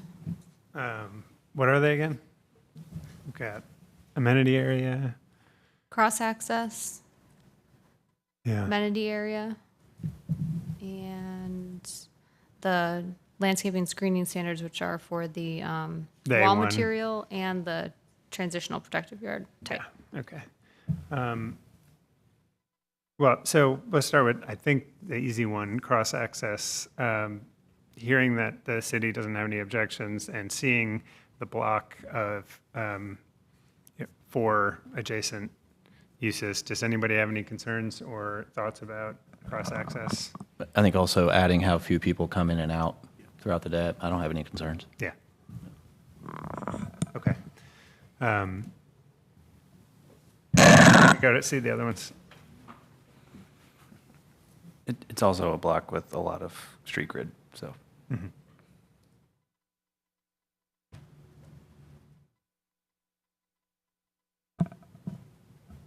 So, what do y'all think about this outdoor amenity area? I certainly don't like it as a precedent.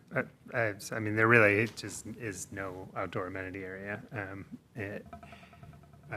So, I think I'd almost rather say I'm fine with there being no outdoor amenity area than it's like a convoluted, yeah, it's in the transitional protective area, you know?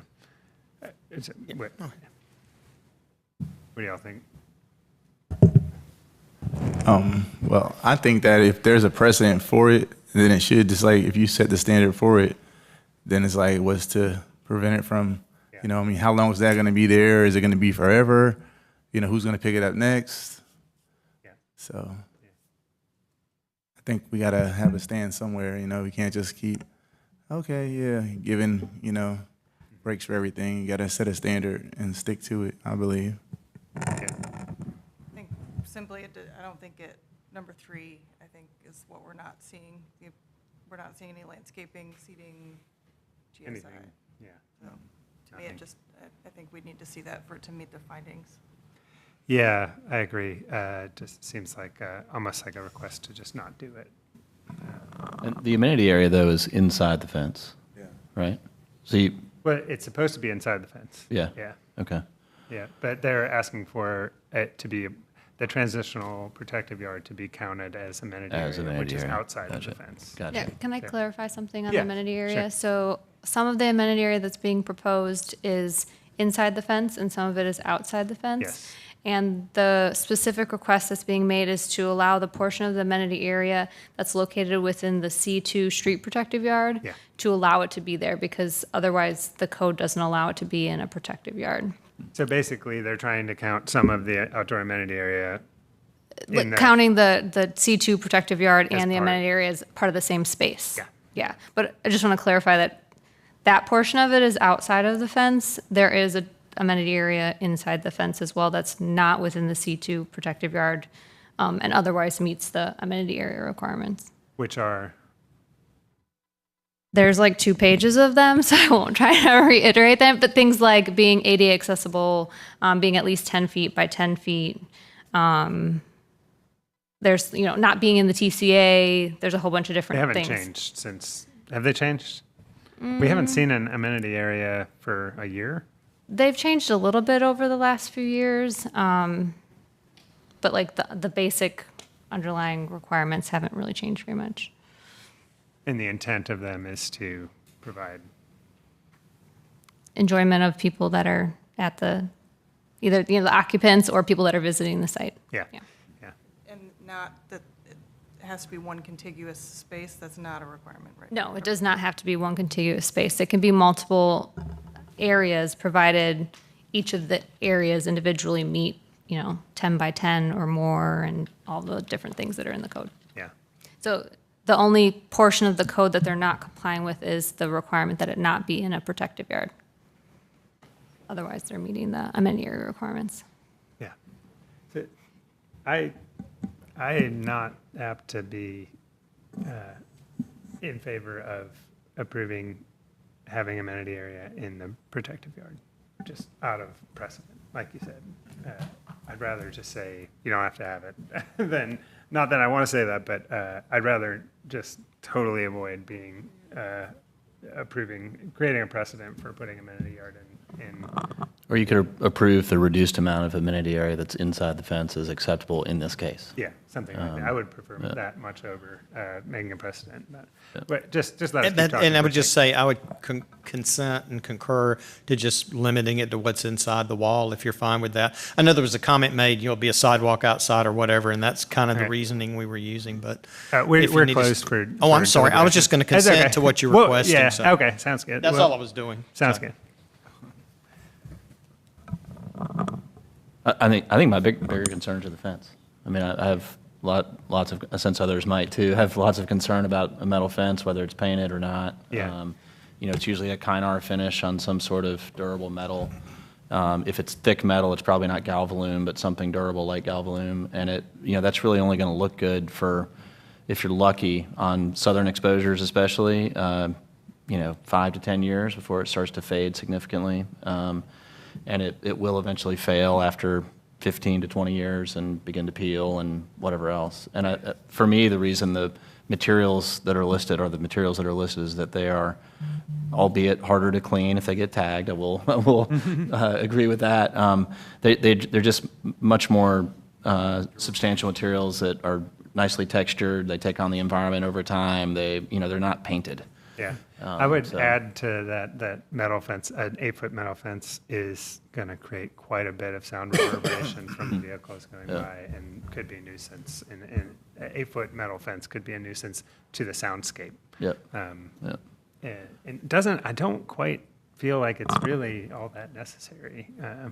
It sounds like it might even be more expensive than what we were. We've been seeing Video.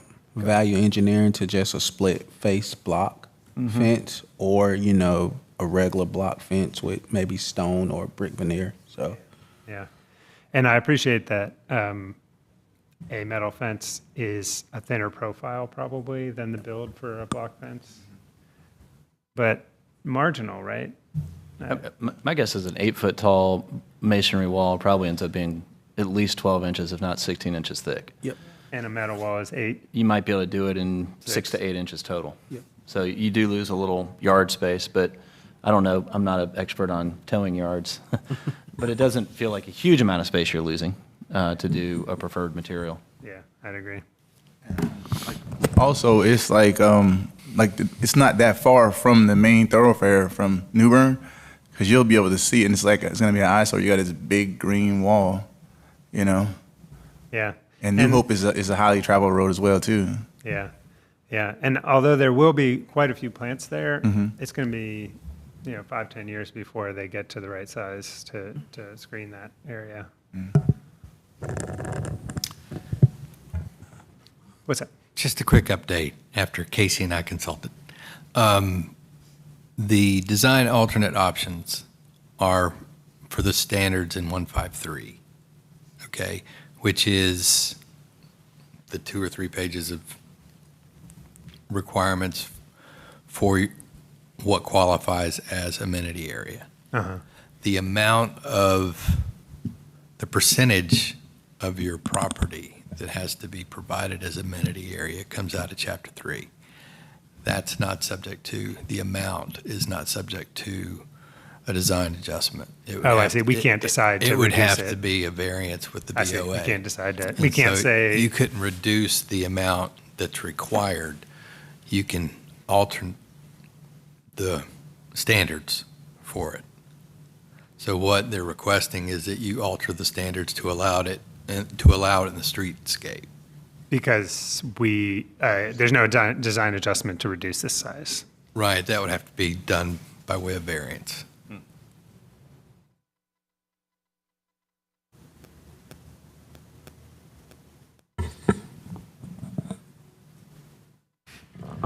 I think I agree with Bernard, though. It's a pretty dangerous precedent, I think.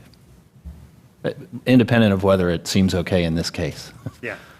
Yeah. Yeah, I'm certainly would go along with, I'm not on board with allowing that in the protective yard. Yeah. For not only the precedent side of it, but just for this project as well. I mean, for any project. I mean, yes, we are concerned about what it would do in future projects, but, that's also going to happen in this project too, so. Yeah. And, one of my other concerns is, too, the metal fence. Obviously, we've all kind of expressed things that I agree with, but also the buffer yard going from a 20-foot wide B1 to a 6-foot wide yard, A1, is a major concern. It's a huge reduction in its width. Yeah.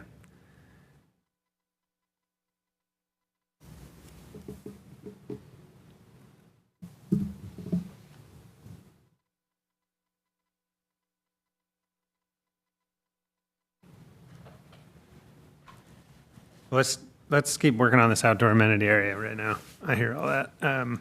So I don't hear a whole lot of excitement about approving this outdoor amenity area, knowing that we can't reduce the size of it. We can't approve a reduction in the size. I don't hear anybody talking about wanting to approve it in the in the C2 area or the buffer area. And I will just say, for the record, when we see amenity area, we used to say this all the time, we've got to see something on the plan as it relates to number 3 here, landscaping, seating, GSI, other features, clearly accessible. And I understand that in this case, there's only 3 employees, but that doesn't change the fact that if we're approving amenity area, we need to see something that makes it amenity area. So that could be, any of those things, including turf, shade areas, benches, could be hardscape. But yeah, so does anybody have any solidified opinions to make or talk about making a motion later. I'd like to make them all at the same time, but it sounds like maybe we're going to want to see something more here. Is that right? I'm not hearing anyone say that the outdoor amenity area being counted as part of the transition yard makes sense. Yeah. So, yeah. Okay. All right, let's go. Casey, can you pull up the other findings? Thanks. You need a clicker. Yeah. It's a good idea. There's a bunch of wires under here. The new council chambers. Yeah, when are those coming? Just a couple weeks. Yeah, I'll be retired by then. We didn't hold up their design alternate.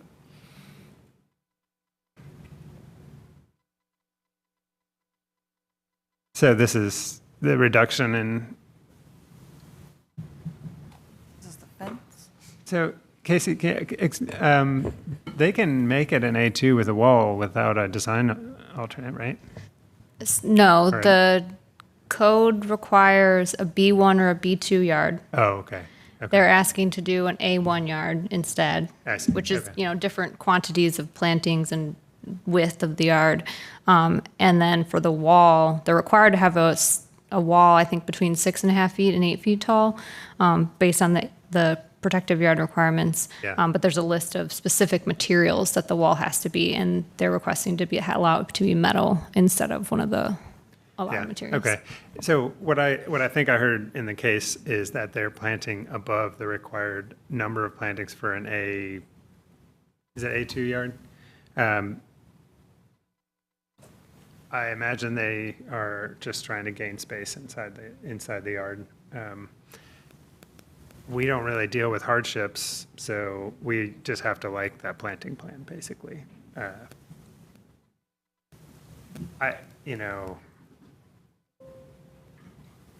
don't have strong feelings about it, but again,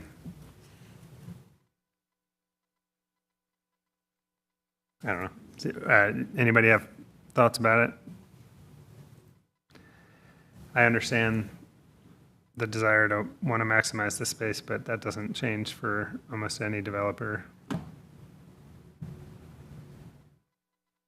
For me, it's the width, not necessarily what's in the width. What's in there, yeah.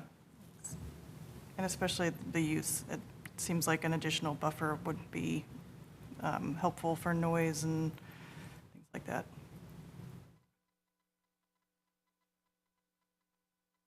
Let's see if we can tie it to some of these findings. So, hearing what Commissioner Griffith said about the wall, I think I agree. I imagine some others agree that the metal wall probably doesn't stand up to number 4.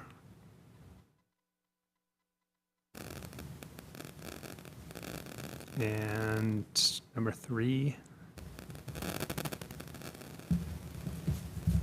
What do y'all think? Yeah, I think it's number 4. Yeah. And the width of the buffer is number 4 as well. Yeah. I also think it probably negatively impacts the comfort of safety and pedestrians because of the noise, the potential noise, and what it might look like in 15 years. I don't know what y'all think. Yeah, getting nods. Okay.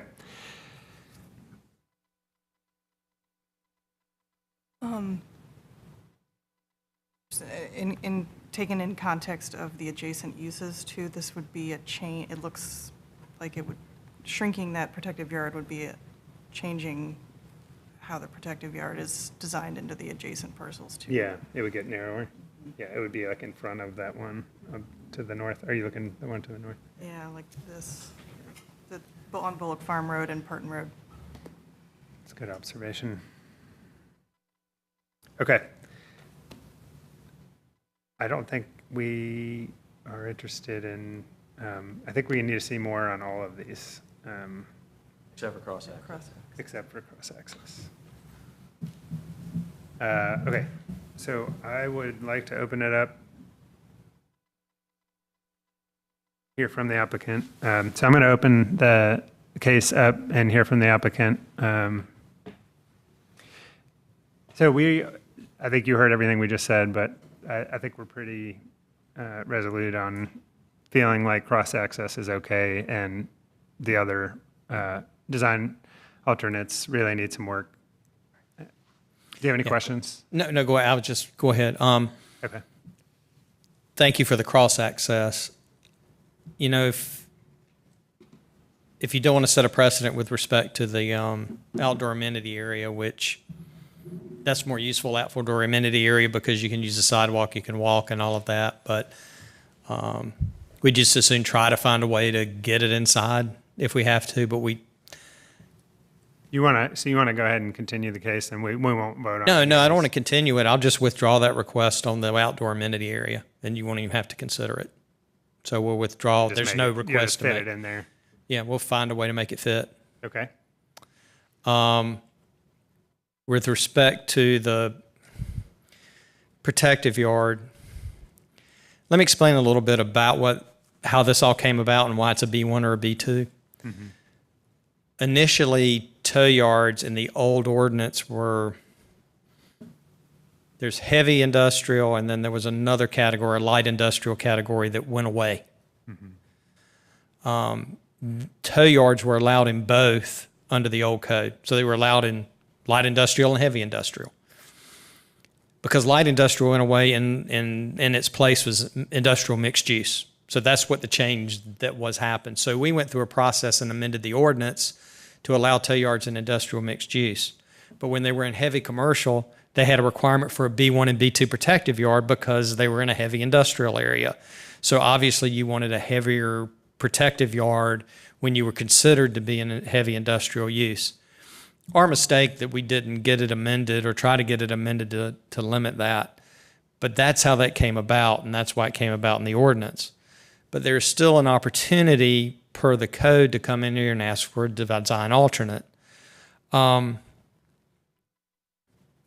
reality is those other businesses have existing protective yards, and the business and whoever's on the other side of those is going to have their protective yard. So this isn't in isolation. You're not looking at a 6-foot protective yard alone. You're going to have at least a 6-foot or something more on the other side in all likelihood and the commercial uses already have protective yards on their side. If from a width basis, if we could, it would help, but as a compromise because our minimum is a type B2, which is 20 feet. We were asking to go to 6 feet. If we could compromise it at 10 feet, that helps. But it just becomes tight, and we're really not protecting anything, if you get my drift. We're a commercial mixed use on a heavy commercial corridor. We're not. It's not like we're. I'm Could sorry. you pull up the landscape plan again? Because I think most of us are concerned about the two street-facing facades. If I'm right. But the street-facing sides we're not changing. What's that? Not just the two street facing. Mm-hmm. The northern, yeah. So your main concern is this? Yes, I think, and the A2 is not on the streets, or it is. You're requesting it on the streets? No. We're using the street back. protective yard on the streets. Yeah. So we're not changing that part. It was just. It's just. It's here and here. Yeah. That's the only place we're changing it.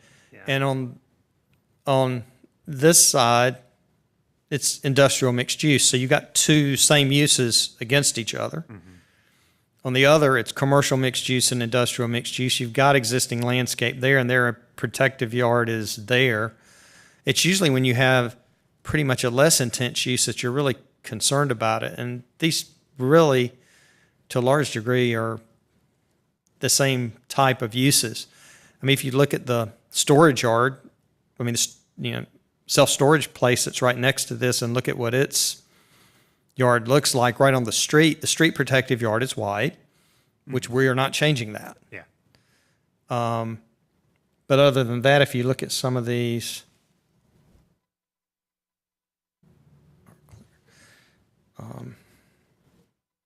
mean, you look at what you have here, between uses in the park itself, you don't have that much in between them at all. Now, you've got the street yards, which we're not changing, but if you look at the nature of the park here as a whole, that's what you're looking at. Very well planted in the streets. Yeah. We're not changing. Yeah. The other part with the metal wall versus, I mean, a lot of these buildings out there are not necessarily masonry. They may be metal wall buildings. So the building's going to be in the same boat as the metal wall. Also, the masonry walls will fade too. I mean, even if you split block, it's going to fade. I mean, at that point, it's harder to paint that. I mean, you can. And obviously, people paint their brick houses around here all the time. But the whole idea was just the maintenance, and then when you get taller, reducing the width as you go up in height. Because we're going taller than is required. If you'll look at the ordinance or the wall heights, they're 6.5 feet. We're going to 8. So we're going taller than that, above the minimum. And we're going above the minimum amount of plantings as shown on the landscape plan. If you don't feel comfortable with the 6 feet, if you could at least give us 10 On the width of the yard, the width of the A. We're getting to the width of A2. We'd rather have that than go 20. That's better than going that full 20 width. And I really don't think it gets you anywhere. It was a whole idea that this is considered a heavy industrial use for whatever reason. I don't see a tow yard as a heavy industrial use because I don't think it's a lot different than ABC Building Supply having their yard there and storing stuff, or Duke Energy storing solar panels just down the street out in the yard, and whatever other equipment they have out in the yard. All right. Anything else? That's it. All right. Thank you. I'm going to close it for deliberation again.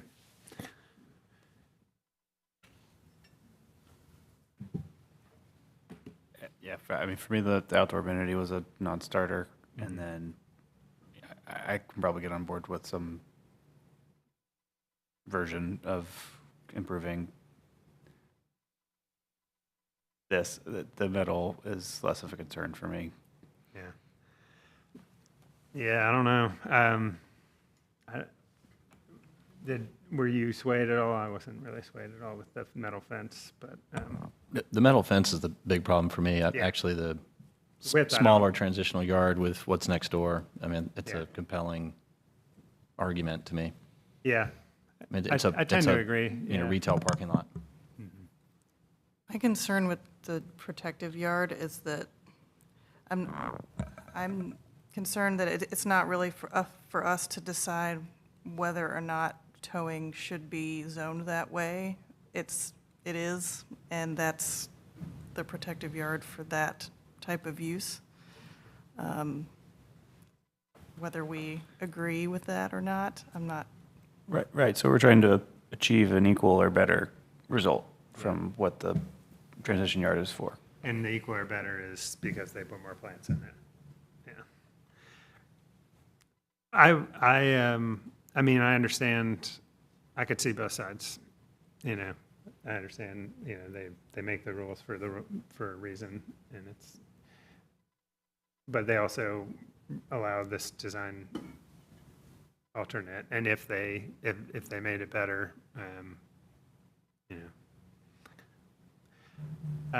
yeah. So I think if I can summarize, the opinion on the wall is, I'm not interested in the wall. I don't think I hear anyone interested in the 8-foot metal wall in terms of the findings, it meeting the findings, hearing more about it. Yeah, okay. We don't have to talk about outdoor amenity again, cross-access. Okay. I don't mind putting a condition in about a 10-foot, like making the width of the buffer yard 10 feet and keeping the plantings as they've shown them, but I don't know if they're game to do it without the wall, so.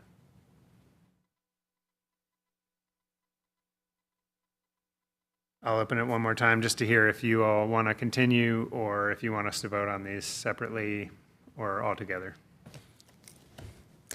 If there's not a consensus on the metal wall, then we'll just do what we have to do. So, I mean, I guess we would withdraw that request because we can do that under the ordinance as it stands. Okay. I don't think we need a design alternate for tonight, right, Casey?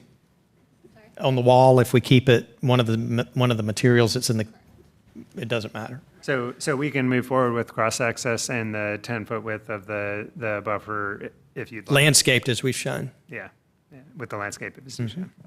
Okay, thank you. Right.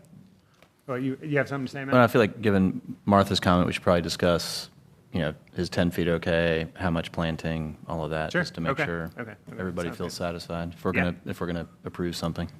Sounds great. So I guess the question is, do we want to ask for additional or different plantings than what is presented?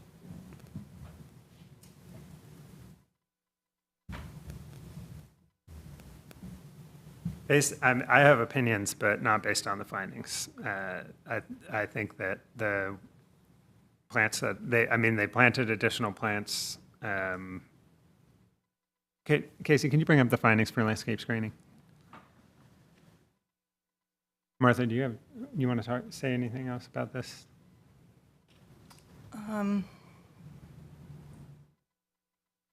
Well, we can go through the findings, but if the landscaping has to, I think, completely screen, if we're going to make it, Yeah. if we're going to reduce that width by a lot.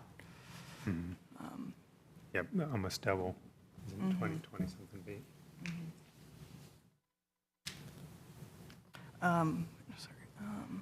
It's like 3 and 4 mostly. No, I don't think the B buffer has a wall in it, so is that right? The B2 that they would be required doesn't require a wall, right? I believe it does. So I know this is small, so a B1 or B2, I have the B1 circled and the A1 circled. So that by code, they would be required to do the B1 or the B2, and they're proposing to do the A1 instead. So a wall is required regardless. So could we require the plants of a B1, but in the width of a A1? I don't know that you could fit them in there. But. They would all die. Yeah. They'd compete with each other, and good luck. I do think that if we were to take half of the B1 width and say that 10 foot is acceptable, then we could, the main difference that I'm seeing is that the B1 has 40 shrubs per 100 feet, and the A1 does not have any, and A2 doesn't have any. So if we could even cut that in half and say, 20, would that work? Yeah. And that would significantly increase. Yeah, and the shade trees certainly could be in there as well. It'd probably be helpful. So it could be an A2, which is 10 feet. Fence height. Well, so Jason, what you're talking about is basically an A2 with 20 shrubs instead of 40. Exactly, yes. And a wall, not a fence, because A2 allows fences. Yeah. Thank you, Matt. Yes. Yeah, so A2 with a wall, not a fence, and 20 shrubs instead of 40. No height requirement, I don't think that's fine. Do we want to specify evergreen shrubs? I don't, but we could. The code requires shrubs in a protective yard to be evergreen. Okay. Sure. And I actually think the height would be nice, like require the 3-foot height. Okay. All right, what do you think? What do you think? Any other thoughts on this before? He looks like he has something he wants to say.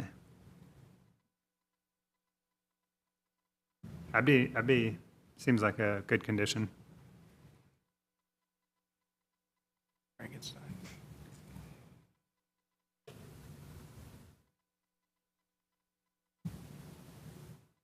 So it's a type A2 with wall, no fence, 20 shrubs at 3 foot.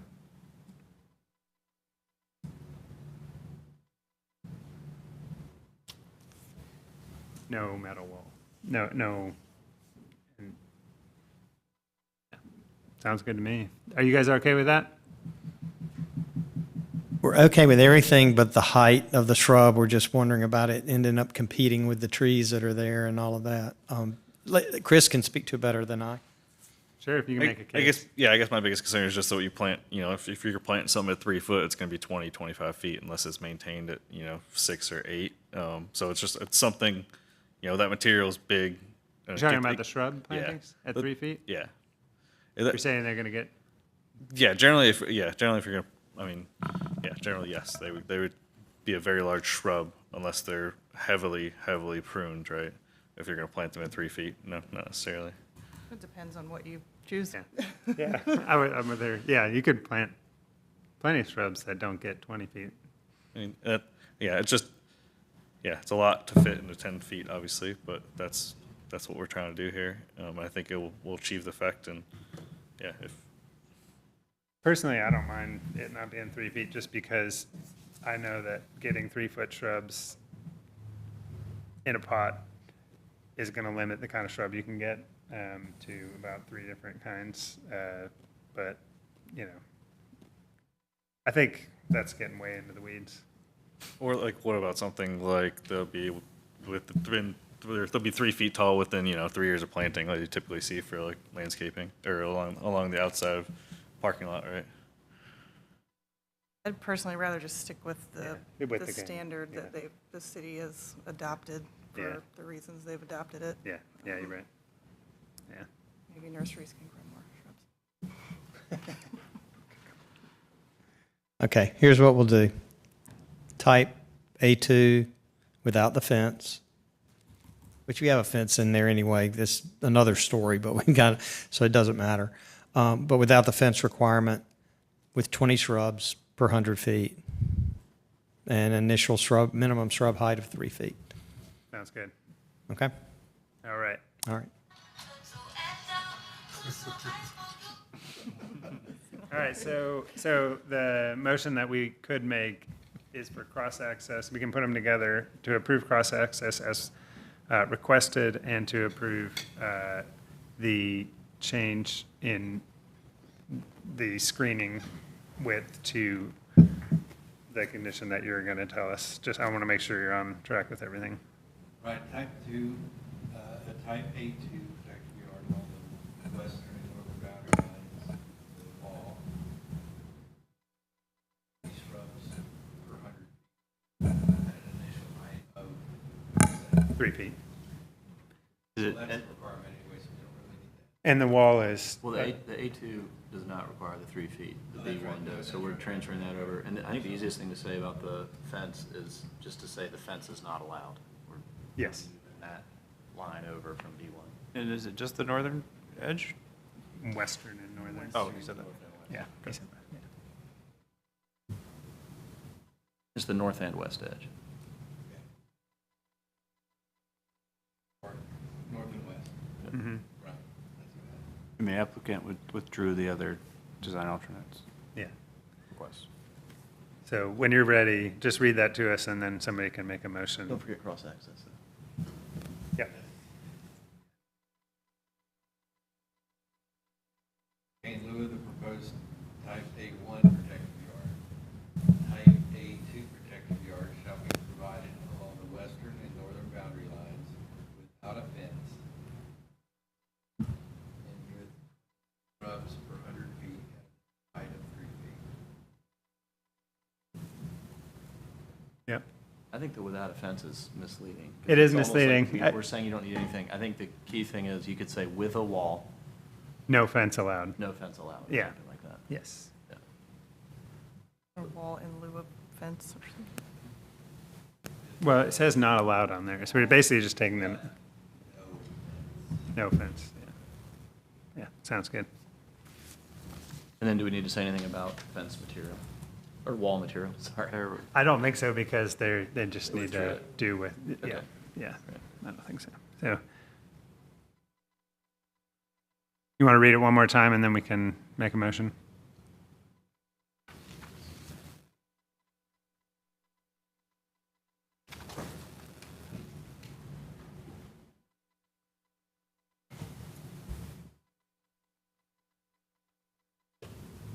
All right.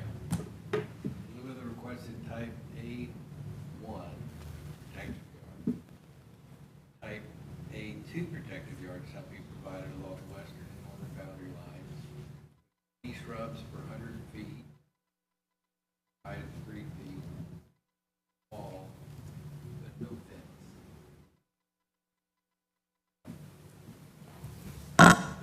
I'll make that motion along with the addition of the approving the cross-access alternate. So the motion is to approve cross-access as presented and to approve the landscape screening as conditioned by,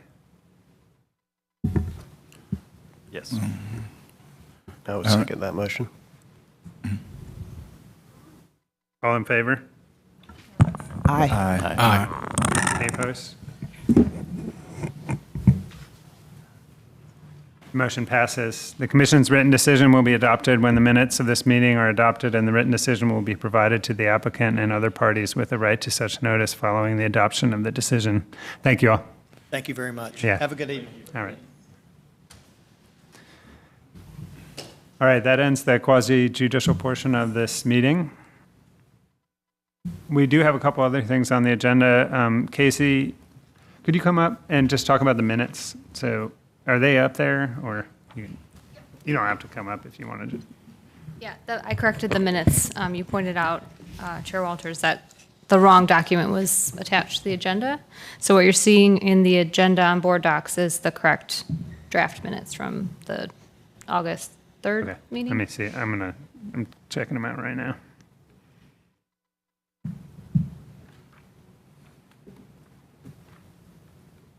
Oh, yeah.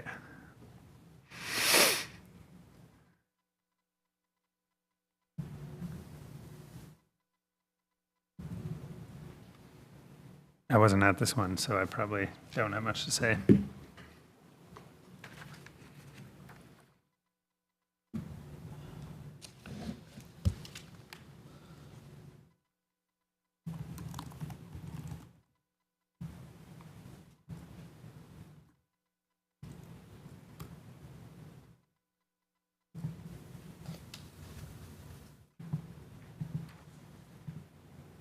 Anyone want to make a motion that was present?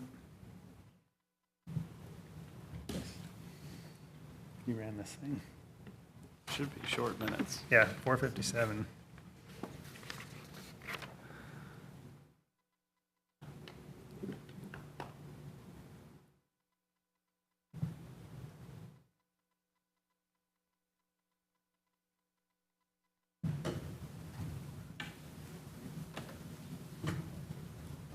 Up.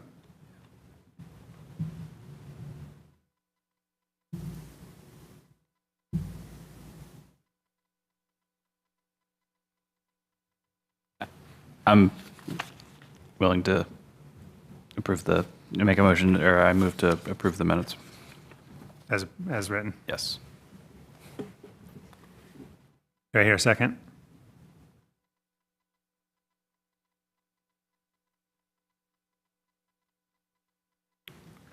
I would second that motion. All in favor? Aye. Any opposed? Motion carries. Who seconded it? Jason, Dale. All right. Moving on to other business, we've got the Sir Walter Raleigh Awards discussion. I think You can all see this award certificate in front of you. This is the, I guess, final draft, so we can, this is our last chance to weigh in on anything, offer any more insights, requests, comments, but we, unless there are outstanding circumstances, our comments should be something that doesn't need any more feedback afterwards, because we probably won't be able to see this again before it's printed. Is it this one or? It's that, it's This. the, yeah, the second page. And it's been shrunk to fit on 8.5 by 11, right? Like there would, the white space on the left and right. That's a good question. Oh, yeah, okay. Because that Casey? makes, So the white, so there's, the white space around the border is not there. It's like to here. But yes, 12 by 18. it's printing a bigger page on a smaller sheet of paper. But it does not go all the way to the edges, if that makes sense. Okay. so it will look like this. There, perfect. Look at you. That makes it so much Is that better. about right?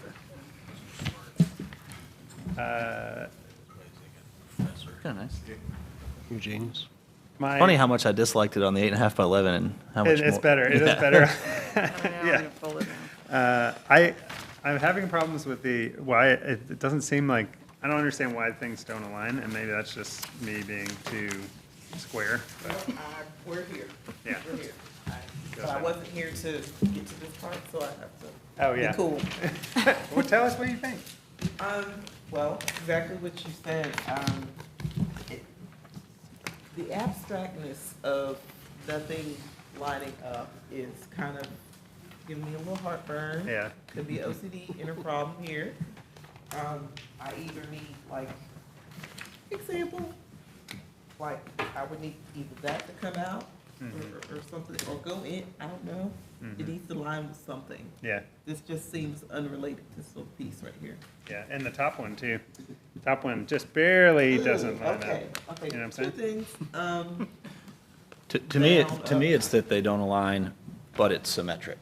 Uh-huh. Like that, if they were all a little dislodged, it would be kind of nice, Right, you know? because you're like- creating confusion. This Yeah, is almost it's like like you're trying to symmetric make- this way, but then it's like, oops. you know? Yeah. That. Is 2023 big enough? That's the only No, other thing I no. noticed, is it Yeah, I was gonna, doesn't feel, I was gonna wait for somebody to say that, but, Okay, yeah. but is there some rule that it has to be a smaller font than Nope. this? Okay, super, thank you. Yeah. Three things. Yeah, and I actually think, I don't know, I kind of think that 2023 could be in a totally different spot. like, in this black field up Yes, here. yeah, or in that thing or Up, something. up in yeah. the right corner of Sir Walter or something, Yeah. you know, I don't know. I don't want to be the composer. but Signature line or this line? That's going to be the Whoever won. whoever wins. Got it, okay, thank you. And then my only other thing is it feels like there's a little too much white space right here. I mean, I'm trying to give things that are easy to fix and we don't need to see it again. You know, it's like, let's just, but there's just a gap in here that makes Yeah. it feel like disjointed to me. I agree. Anybody else? Is it gonna be a background color or is it just gonna be white? I think it, Yeah, what kind of paper is it printed on? Yeah. Casey? What kind of paper is it printed on? It's gonna be printed on like a thick cardstock. Oh, no. Kind But of like is a it- shot, like is it white? not Shimmer, yeah, it's white. Okay, so like an This will be the 80 background. pound, okay. This is exactly how it'll look, but on the 11 by 17. And is it glossy or? It won't be glossy. Like I think it's satin? like A satin? Like a glimmer, like not a matte. Okay. A matte kind of has a little bit of shimmer to it, but it's Yeah. not completely glossy like you would get a. That'll be nice. But it's bright white and there's It's no bright like white. mother of pearlness or. So. Oh, they're asking, he's asking for us to speak in the microphone. This is the certificate right here, right? Use the, Am I let them use the seeing microphone. It's not this on the back. No, yeah, I'm It's talking this. about this. So everything you see here is going to be a white background. Oh. Duh, microphone. Okay, well then, I think that answers my question of the bright whiteness. I was just wondering if maybe the paper had some sort of kind of like a natural hue, like a cream or a gray or something, or if this is going to be white, then I understand. Request that. We can request any paper we want, but I think her intention, Right. her intention was to have a white background, she did it. And if no one told her this If her intention was to have a doesn't colored work. background like this, she would have put it in there. Right. So the tension's on white. And also, we have problems with the logo. The logo has to be on a white background. Yeah. That doesn't mean we can't make a space for it. But then that'll Carve out look a weird. space. But it would look odd if there's a big white thing colored and then like has to be on curved area. I'm kind of into the white, but you aren't. Okay, I just want to, I don't want to like unravel everything, but I feel like nobody likes this. I do not like it. I don't like it either. Like, my opinion matters. I'm a graphic designer. I was hoping to see more of like her portfolio type quality, Yeah. like super big and bold, and like she has all these cool colors she's using and like really graphic. And it does not feel like this. I was like super surprised about this. Okay. Yeah. I'm glad to hear that. I think, Yeah. But we're I at a think we all scary feel point, that though. same way. I second that. This is scary because we're here, right? Well, Right here. Was this the one? Was this the old one? Yes, I mean, I like it better. I do too. Casey? What feedback did y'all give her? Mess it all up? Because their presentation was a lot more like risque. Yeah. Space here. I could go with that.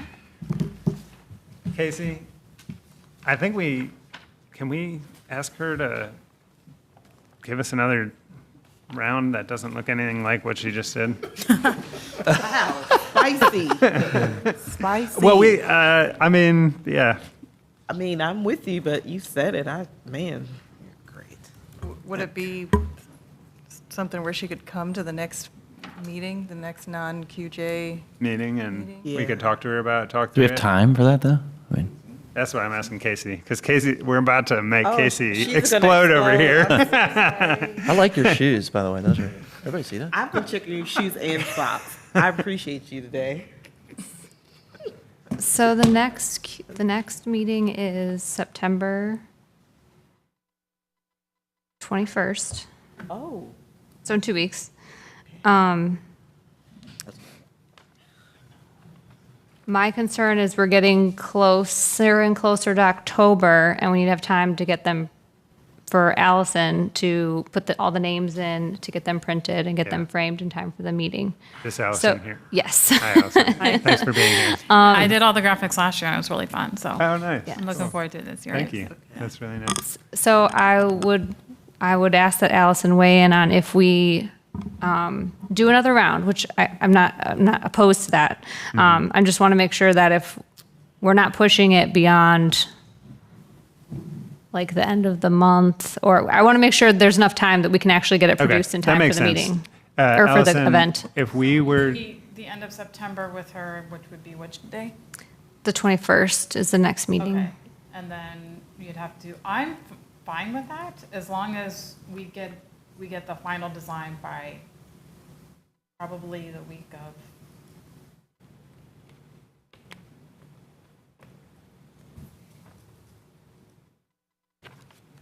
Can we do any? The week of the 9th. yeah.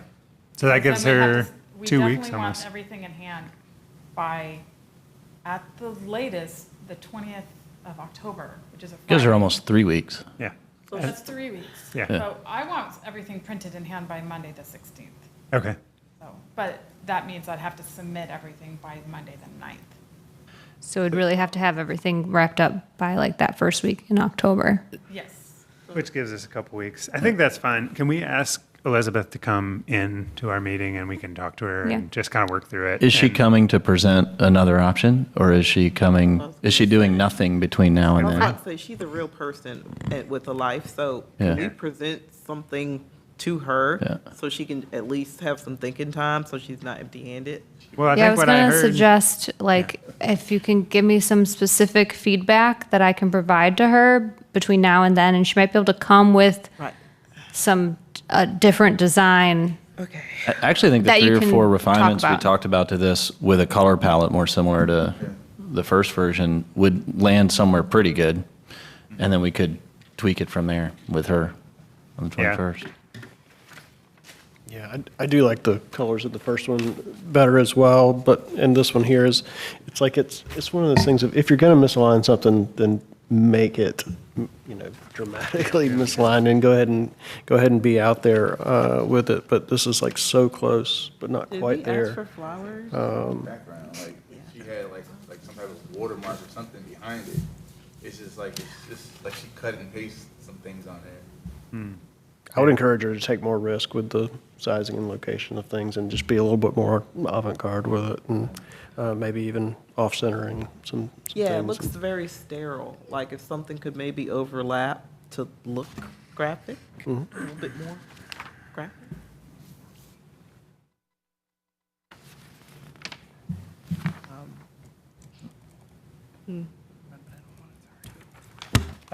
Is that enough?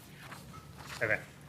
Well, I know folks want to get out of here, and we our next thing we need to talk about so we can make a vote on it. Anything else? No. Sure. I forgot that you guys already approved the minutes. I was going to remind you that Oh, we yeah. need to do that, and then I Yeah. remembered we already did. All right. We've got Martha here, who has been leading the commission name change. We've kind of gone through the process of the name change. Will and I spoke with Councilmember Fort. She is ready and willing to support either one of the names that floated to the surface. And the names are the Design Review Commission and the Commission on Design.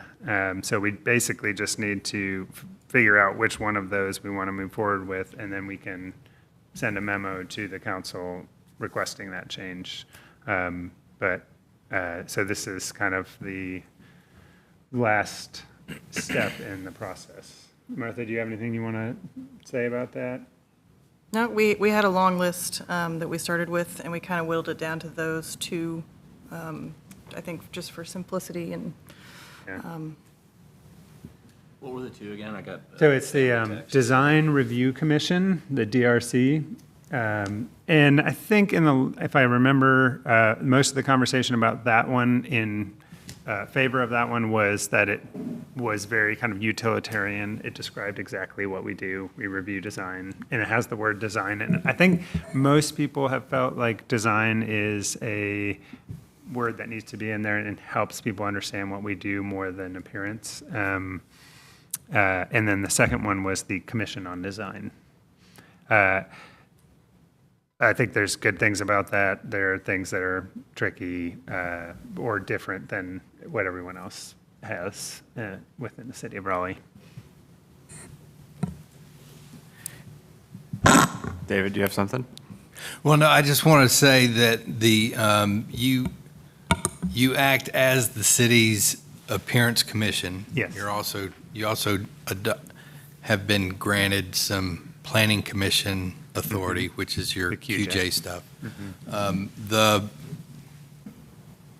160D specifically lists appearance commission as one of the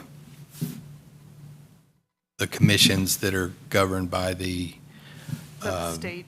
by the state, or governed by 160D, which is our Enabling it. land development enabling statute. And so you would, I guess, as long as it's understood that you're still functioning as, that's just the name of Raleigh's Appearance Commission.